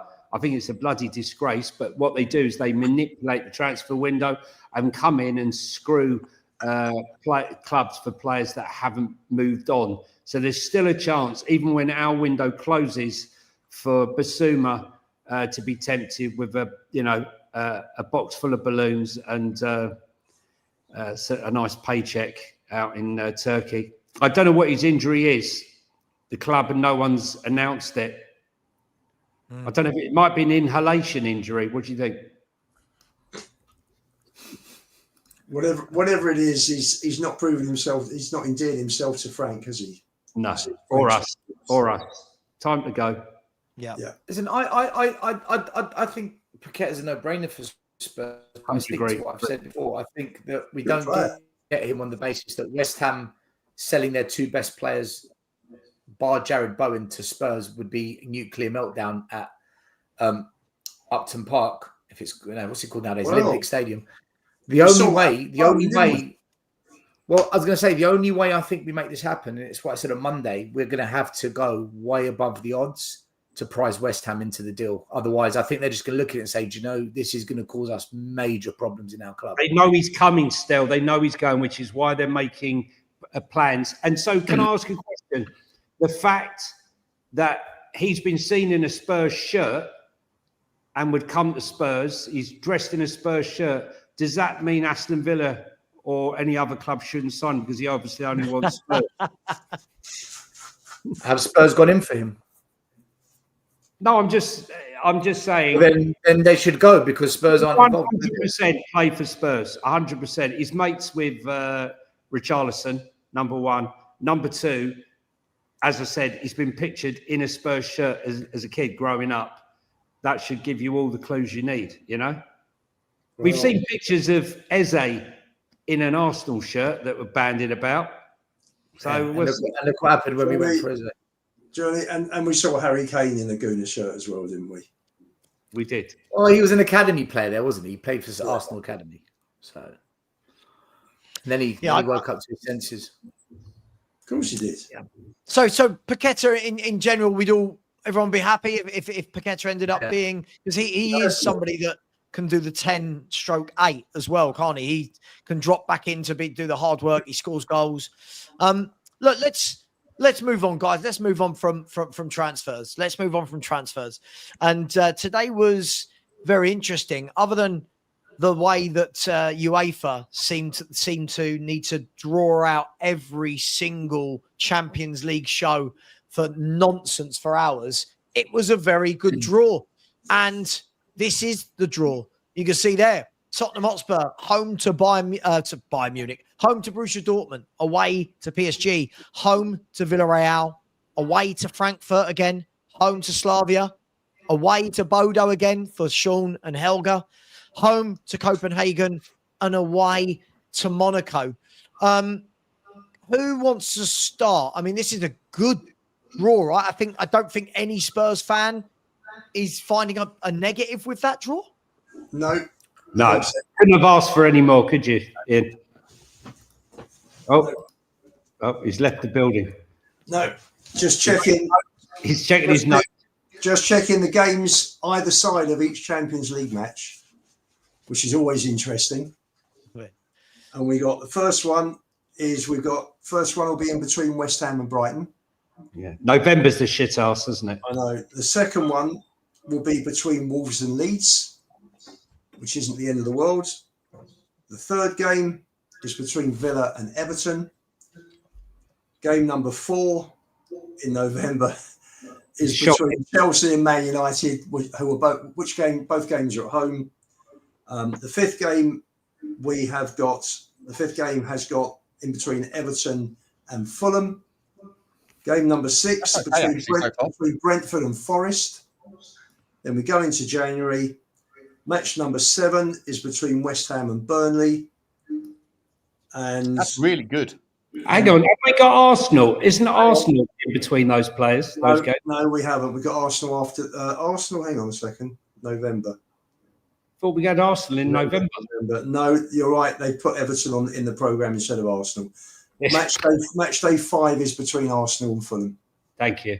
Yeah. And who we got on match day 5, Lubo? Match day, what? We don't know. We'll know on Saturday. All right. Sean's ready for Norway.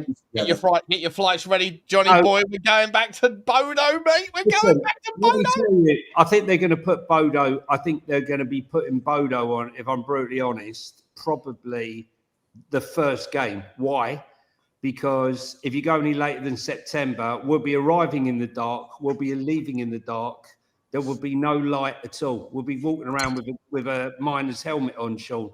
Fine with me, mate. I'll wear a helmet all day that day just in case, if you know what I mean. Tonight, is this?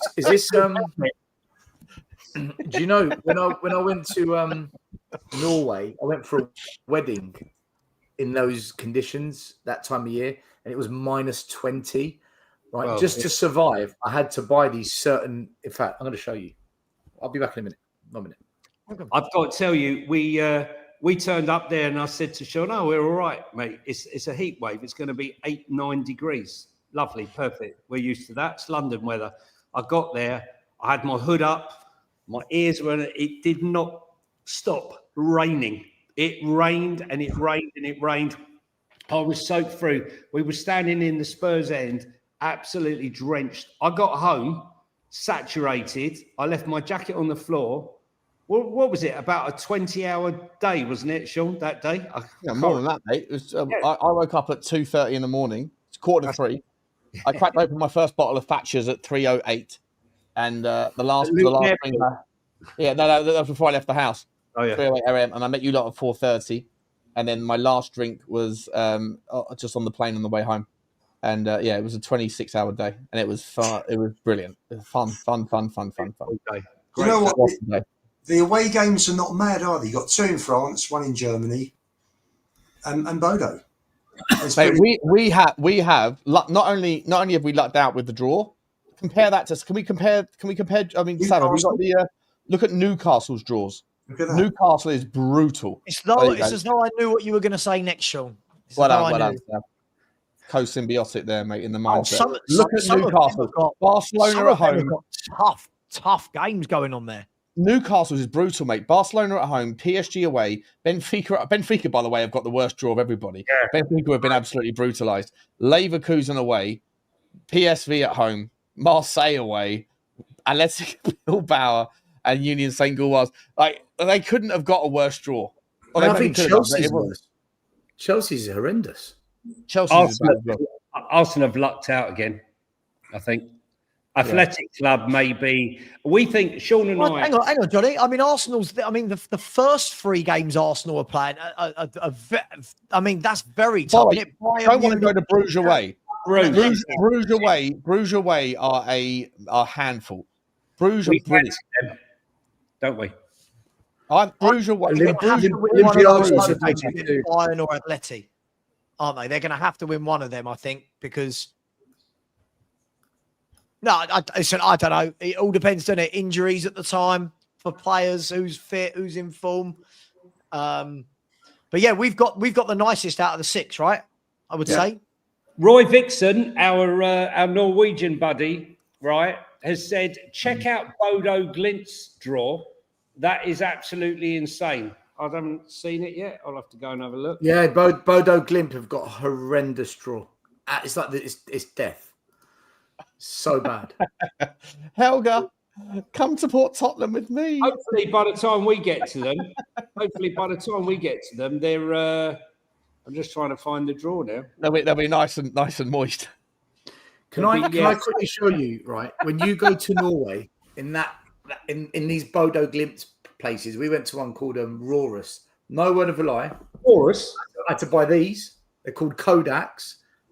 Insulated boots, so your toes don't freeze, and right, no joke, I bought it for that trip.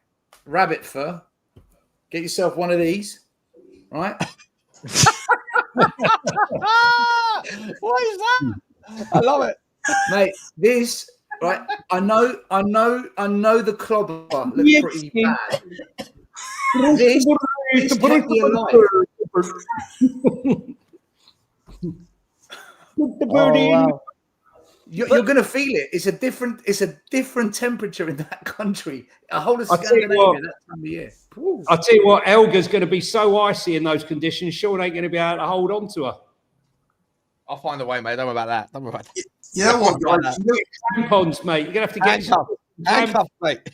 You look at the 8 games. Look at the 8 games, and if we can keep players fit and things keep moving along in a positive way, the way the season started, why can't we win all 4 home games, nick a few points away, and just maybe be in or around the top 8?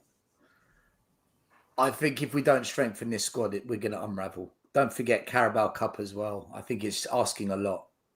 Well, the Carabao, listen, we got a great draw again. We got Ajayi's Doncaster coming to the lane.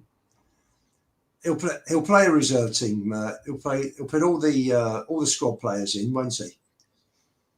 I can't believe Burnley have signed their 14th player of the season from Benfica. Well, Lewis. I mean, like they're signing 14, Sunderland 12, and we're still on number 2. Can I ask you a question now then? Considering that we've got a pretty decent draw, and we've got a good draw, it's been favourable for us. Would it be failure now if we don't qualify out of the group, to the knockout stage when you look at that draw? 100%. Yeah, providing everyone's fit, providing we've got the bodies fit. As I've said, my worry going into this is we've got a favourable draw, but we've still got no playmaker. We've still got no top left winger, and we're still a couple of injuries away from being a very average football team. Yeah. For me, this is a knife edge. If you go in with the squad that's fit, yes. If we're now saying Paulinho's out for 6 months, Paulinho gets a 3-month, 6-month injury. That makes those away games in Europe suddenly a little bit more difficult because you haven't got your number 6. And so, yes, in theory, but I think Bissouma's staying now from the looks of it. So, Bodo away is I agree with Stel. Bodo away when we went in April, and it was relatively mild. Was a relative walk in the park. Apart from being soaking wet. Yeah, but apart from that, but even then, mate, they had the pitch. Because it's AstroTurf pitch, weren't they? It was pouring down all day, and they still had the sprinklers on the pitch before the game and at half time. So they like to sort of lube it up a little bit. But the reality is that if you're doing that same thing, but it's in minus 10 degrees or whatever, it's a slightly different occasion. Slightly more favours them, I think. Quite interesting that Newcastle, who are going for Voltemade, who's like 6'7", are still going for Visser. Are they going for? Do you remember the piss take with? Was it Ricky Gervais with who's the little guy? Stephen Merchant, and what's his name with Stephen Merchant as the Peter Crouch with Visser as the little man. So they got Visser and Voltemade. They're doing what we were told they were going to do. They're replacing both Isak and Wilson. Correct. And for me, Newcastle, slowly but surely, if they get Wisser as well, which I would expect them to in the last few days, they've low key had a very good window. When you think about director of football, no director of football, they would have got Alanga as a first choice right winger. Tial's going in at the back. You got Ramsey in midfield for squad depth. You got Voldemar and Wisser to take the goals of Isak. I don't think it's Ramsdale, which was keeper. I think low key. I'm not going to wax lyrical. Oh my god, it's amazing! But they've added window. It's not a bad window. Champions League, yeah. And I don't think Isak's leaving Newcastle. I think Isak's going to stay there one more year. Yeah, I don't think he's going. No. You think they're going to get Voldemar, Wisser, and keep Isak? I think Isak will stay. I don't think. I do. I did a podcast with one of the True Faith podcast. I think it was yesterday, the day before, and we're discussing this. And even he thought that they're going to keep him just for one more year. Is that a religious? The True Faith, yeah. Right, we should call ours the Spurs Faith. The Spurs Faith 5. Lost faith should be the Spurs one. No faith. Guys, smash that like button. We've just gone over 1,000. Let's go for the next milestone, 1,250. Let's get there, please. There's been over 2,000 of you the whole show. We're currently at 2,200 inside. Smash that like button. And if you haven't subscribed, please do, as we're only 190 away from the next 1,000. So we're 190 away from 26,000. So please, and first of all, thank you from everybody. We are very grateful, I promise you. But yeah, look, it's when you look at the other Champions League teams, my worry as it stands right now is I feel like all those other clubs have added significant bodies for their Champions League campaigns and their other competitions. I feel like we're the only ones that haven't added the bodies. And this isn't a knock on Levy, this isn't a knock on Enid, but you've got to add bodies. Like we've got to have more bodies. Couldn't agree more. Not anybody's. Not anybody's. Not anybody's, but we've got to in the last. That's the one bit of hope I've got, Johnny, that in the next 3, let me give you the exact date. So it's 3 days, 3 days and 20 and 3 days and 21 hours. There you go. 3 days and 21 hours. That's what gives me hope, Johnny, is that they must know this. They must know that we can't go in with that threadbare squad. They must have let all the kids go for a read. There must be some. Oh, you think so? You would think so. What's the betting when the transfer window closes?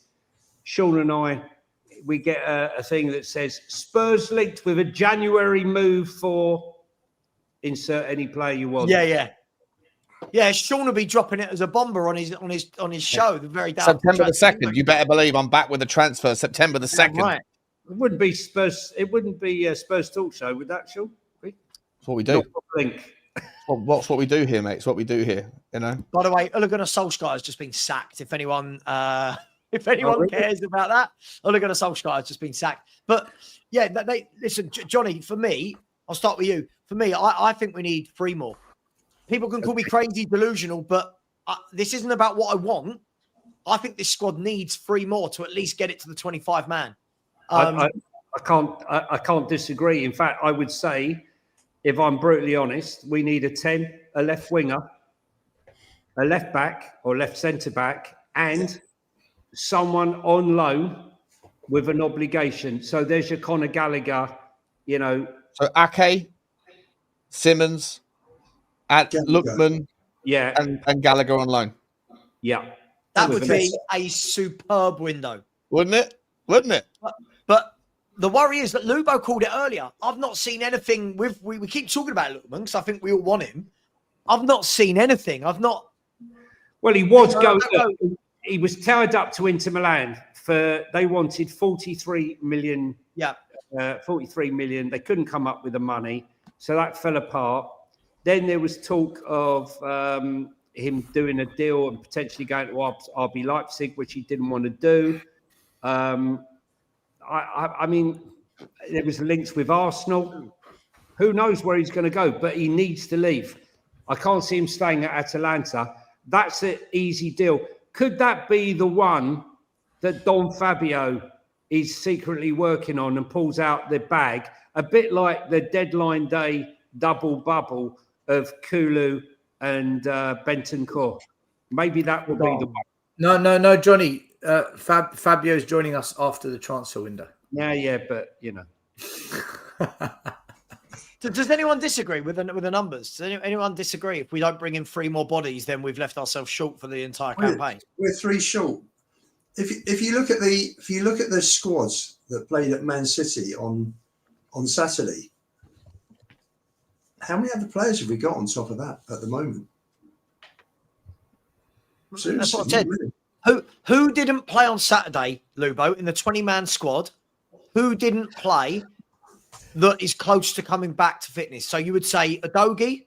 Yeah. And Takai? Yeah. That's it. Right. And then you've got Basuma, Hill, and Solomon, who surely... Solomon's all there. Surely they'll all go out the club in the next week. No, Solomon's going to stay. I keep telling you. Oh, no. No, what? And have four left wingers. I'd keep Solomon if it keeps Can play on the right, mate, as well. You don't realise. I'm telling you. I know the hate. I know the reason. I know it all. But I'm telling you, for me, he's 100% decent enough to be a squad player. I know most will disagree, but that's football. Johnny. Fair enough. Johnny. Fair enough. But that is the worry, right? And now, obviously, Vuskovic has gone, etc., etc. But, guys, we've got 15 minutes left. Let's move on. Let me do some super chats, and then we're going to talk for the last 15 minutes about Bournemouth at home, the game that could see us top of the table, depending on the other two who are in the title race with us at the moment. Arsenal and Liverpool playing each other. And never heard of them. I jest, of course. I do find it funny in the chat, though. Like when I say things like, I think the other clubs have bought well. Okay, Savva, you're bigging up everybody. I literally didn't. I just said that they bought players. That's all I said. Let's do some super chats really quickly. And thank you very much for everyone who has liked. We are now over 1,100 likes. Let's get to that 1,250. And we are nicely on the subscribers, so thank you very much. Here we go. Terry O'Shea, big up to you, Terry. Said, Lubo, get Jeff on the blower and get us some news. Yeah, Jeff. Hi, Jeff. Hi, Jeff. Everybody. Hi, Jeff. Sure, Oh, Jeffy boy. Where's Jeff? Big up, Jeff. Hope you're well. I really hope Jeff is Lubo's always wrong ITK guy. That would be amazing. Big up to you, Terry. Really appreciate you, my man. Ryan, thank you very much. Very generous. Said not an easy draw in the Champions League, but I say we can get out of the league stage. And if we get a favourable draw in the knockouts, I say we can get at least a semi at best. Pause. Quarters at worst. Semi-final. I think, Ryan, before we start talking about semi-finals, I think let's negotiate the group or the league and then see who you draw. But hey, so listen, I wonder how if Ryan, if you believe this, you know what you should do?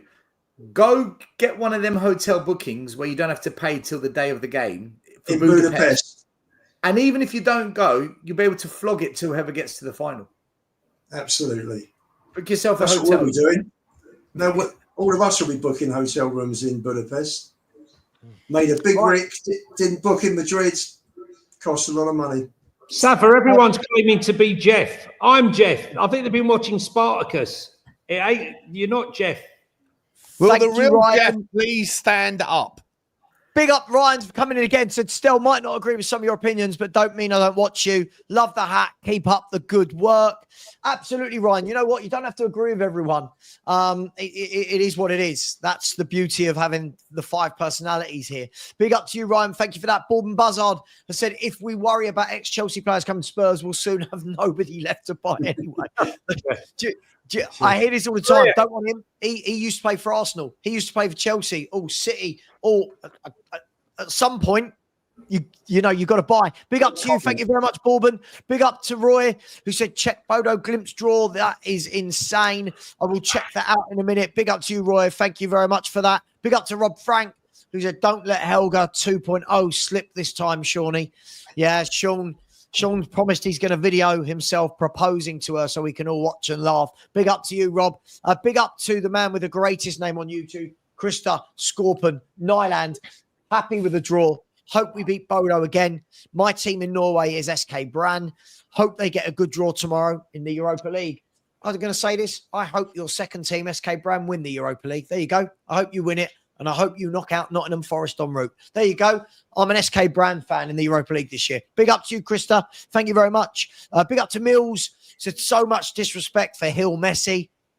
I mean, mate, he's been here for about 100 years. And he, like, at some point, you've got to sell him on. He's the second longest serving Tottenham player. It's mad.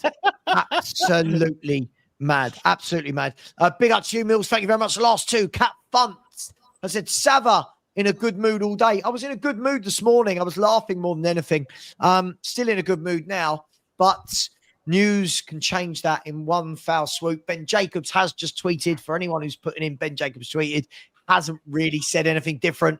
Just that Xavi Simons wants to clarify his future by the weekend.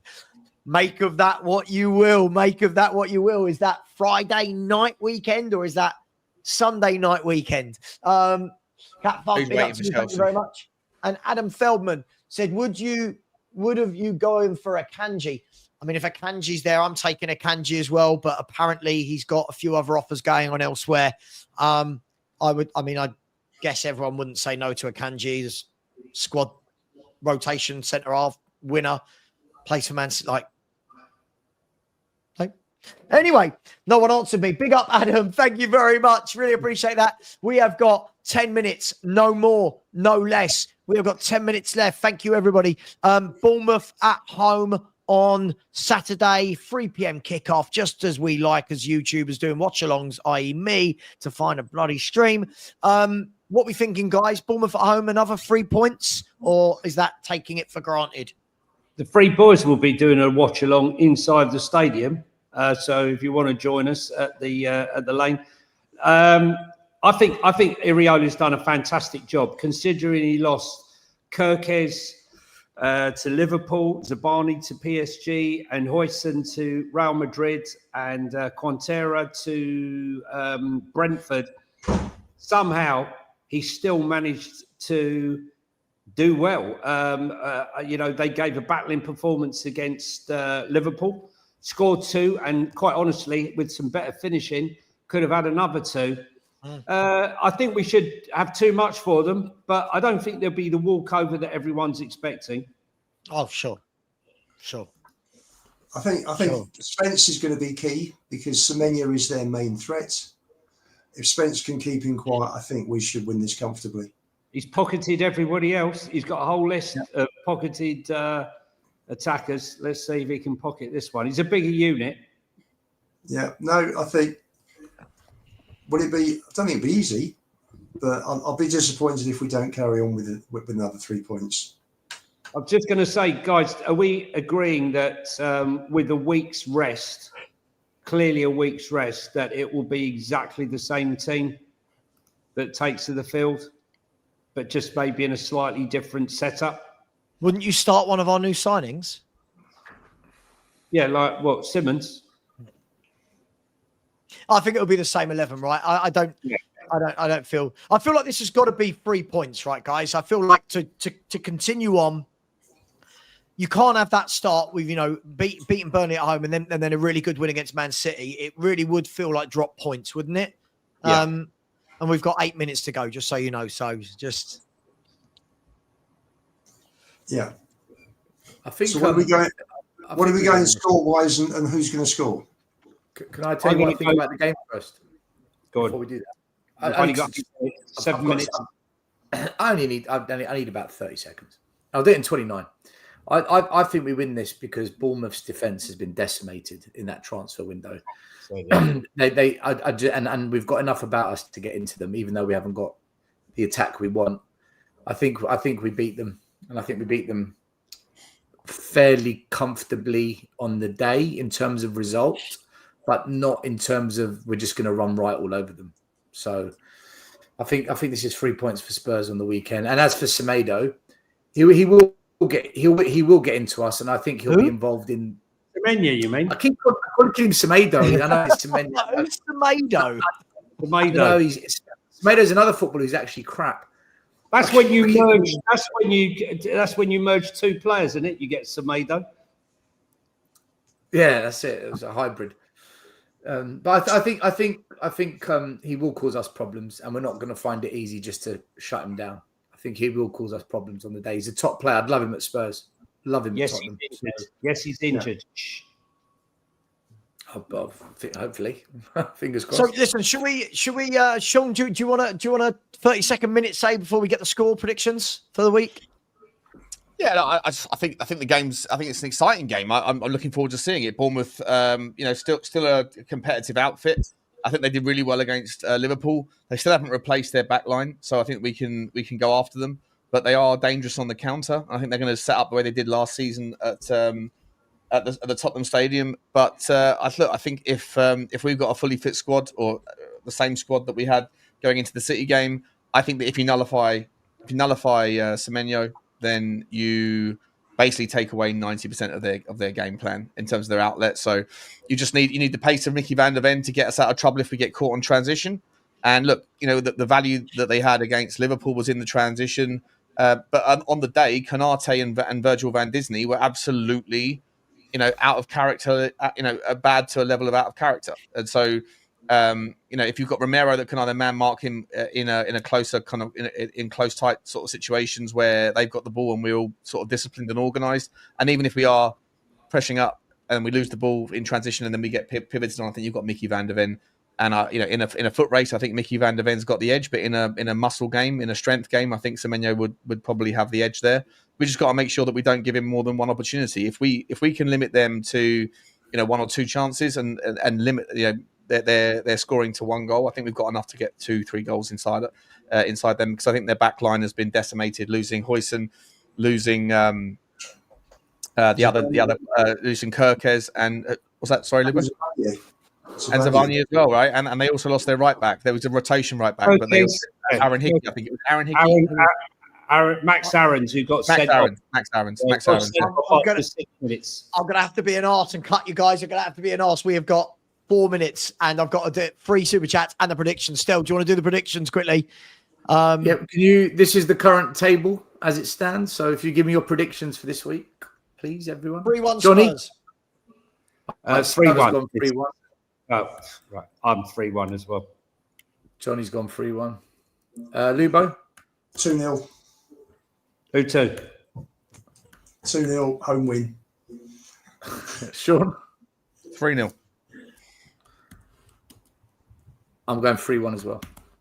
Okay. Yeah, I think Semenyo, we've done very well, but Semenyo will nick one in. Guys, hit the subscribe button, right? There's like about 40% of you who watch actually hit the subscribe button. Doesn't cost any money, but it's you find when we're on, and you'll always find us. Just hit that button. Sorry, Sav. That's right. I've got to rattle through these. Got 3.5 minutes. Big up to Lord Uhtred's Hotspur. Lord Uhtred, what a character Uhtred is. Evening the famous first love of the Evening the famous 5 love the content. Thank you. We love you too. Thank you very much. Really appreciate you, my man. Thank you very much for that. Mills has come in and said, does Richie need rest yet? International football as well. Listen, I give him 4 games before he's down injured. I'm giving 4 games before he's down injured. Mills, we'll see. Can he continue his good run of form starting again on Saturday? Big up to you, my man. Big up to Dan McGill. Said, we will go all out on the last day. Great show as always. Well, we're going to have to go all out on the last day because we need signings and quick. Big up to you, Dan. Really appreciate that. And last but not least, Ryan coming again said, Savva, I don't agree with everything you say either. Sure. But that would be really boring. But I do agree with about 90% of what you say. Want more Spurs 5. Listen, we don't want everyone to agree. If everyone agreed with every one of us, this show would be pointless. Big up to you, Ryan. Sorry. Did he just say, I don't agree with much of what you say, but I agree with 90%? I don't agree with everything you say. Guys, girls, listen. Thank you very much. Alex, Alex, I keep seeing you in the chat. Don't worry about my timekeeping. We do what we do for a reason, mate. Don't you worry. Set your own bloody channel up. Right, guys, I am going to redirect all of you over to Spotlight on Spurs. When you get over to Luke, please give him a shock of his life. 1,800 of you right now that could be transferred over. When you get there, please say, Spurs 5 raid. Please like to him. Please subscribe. Please subscribe to Tottenham Away. Please subscribe to the Spurs 5. Please subscribe to Football Inc. That way. And please subscribe to Spurs Talk Show and subscribe to Football Heritage TV. Thank you, Sean. Thank you, Lubo. Thank you, Stel. Thank you, Johnny.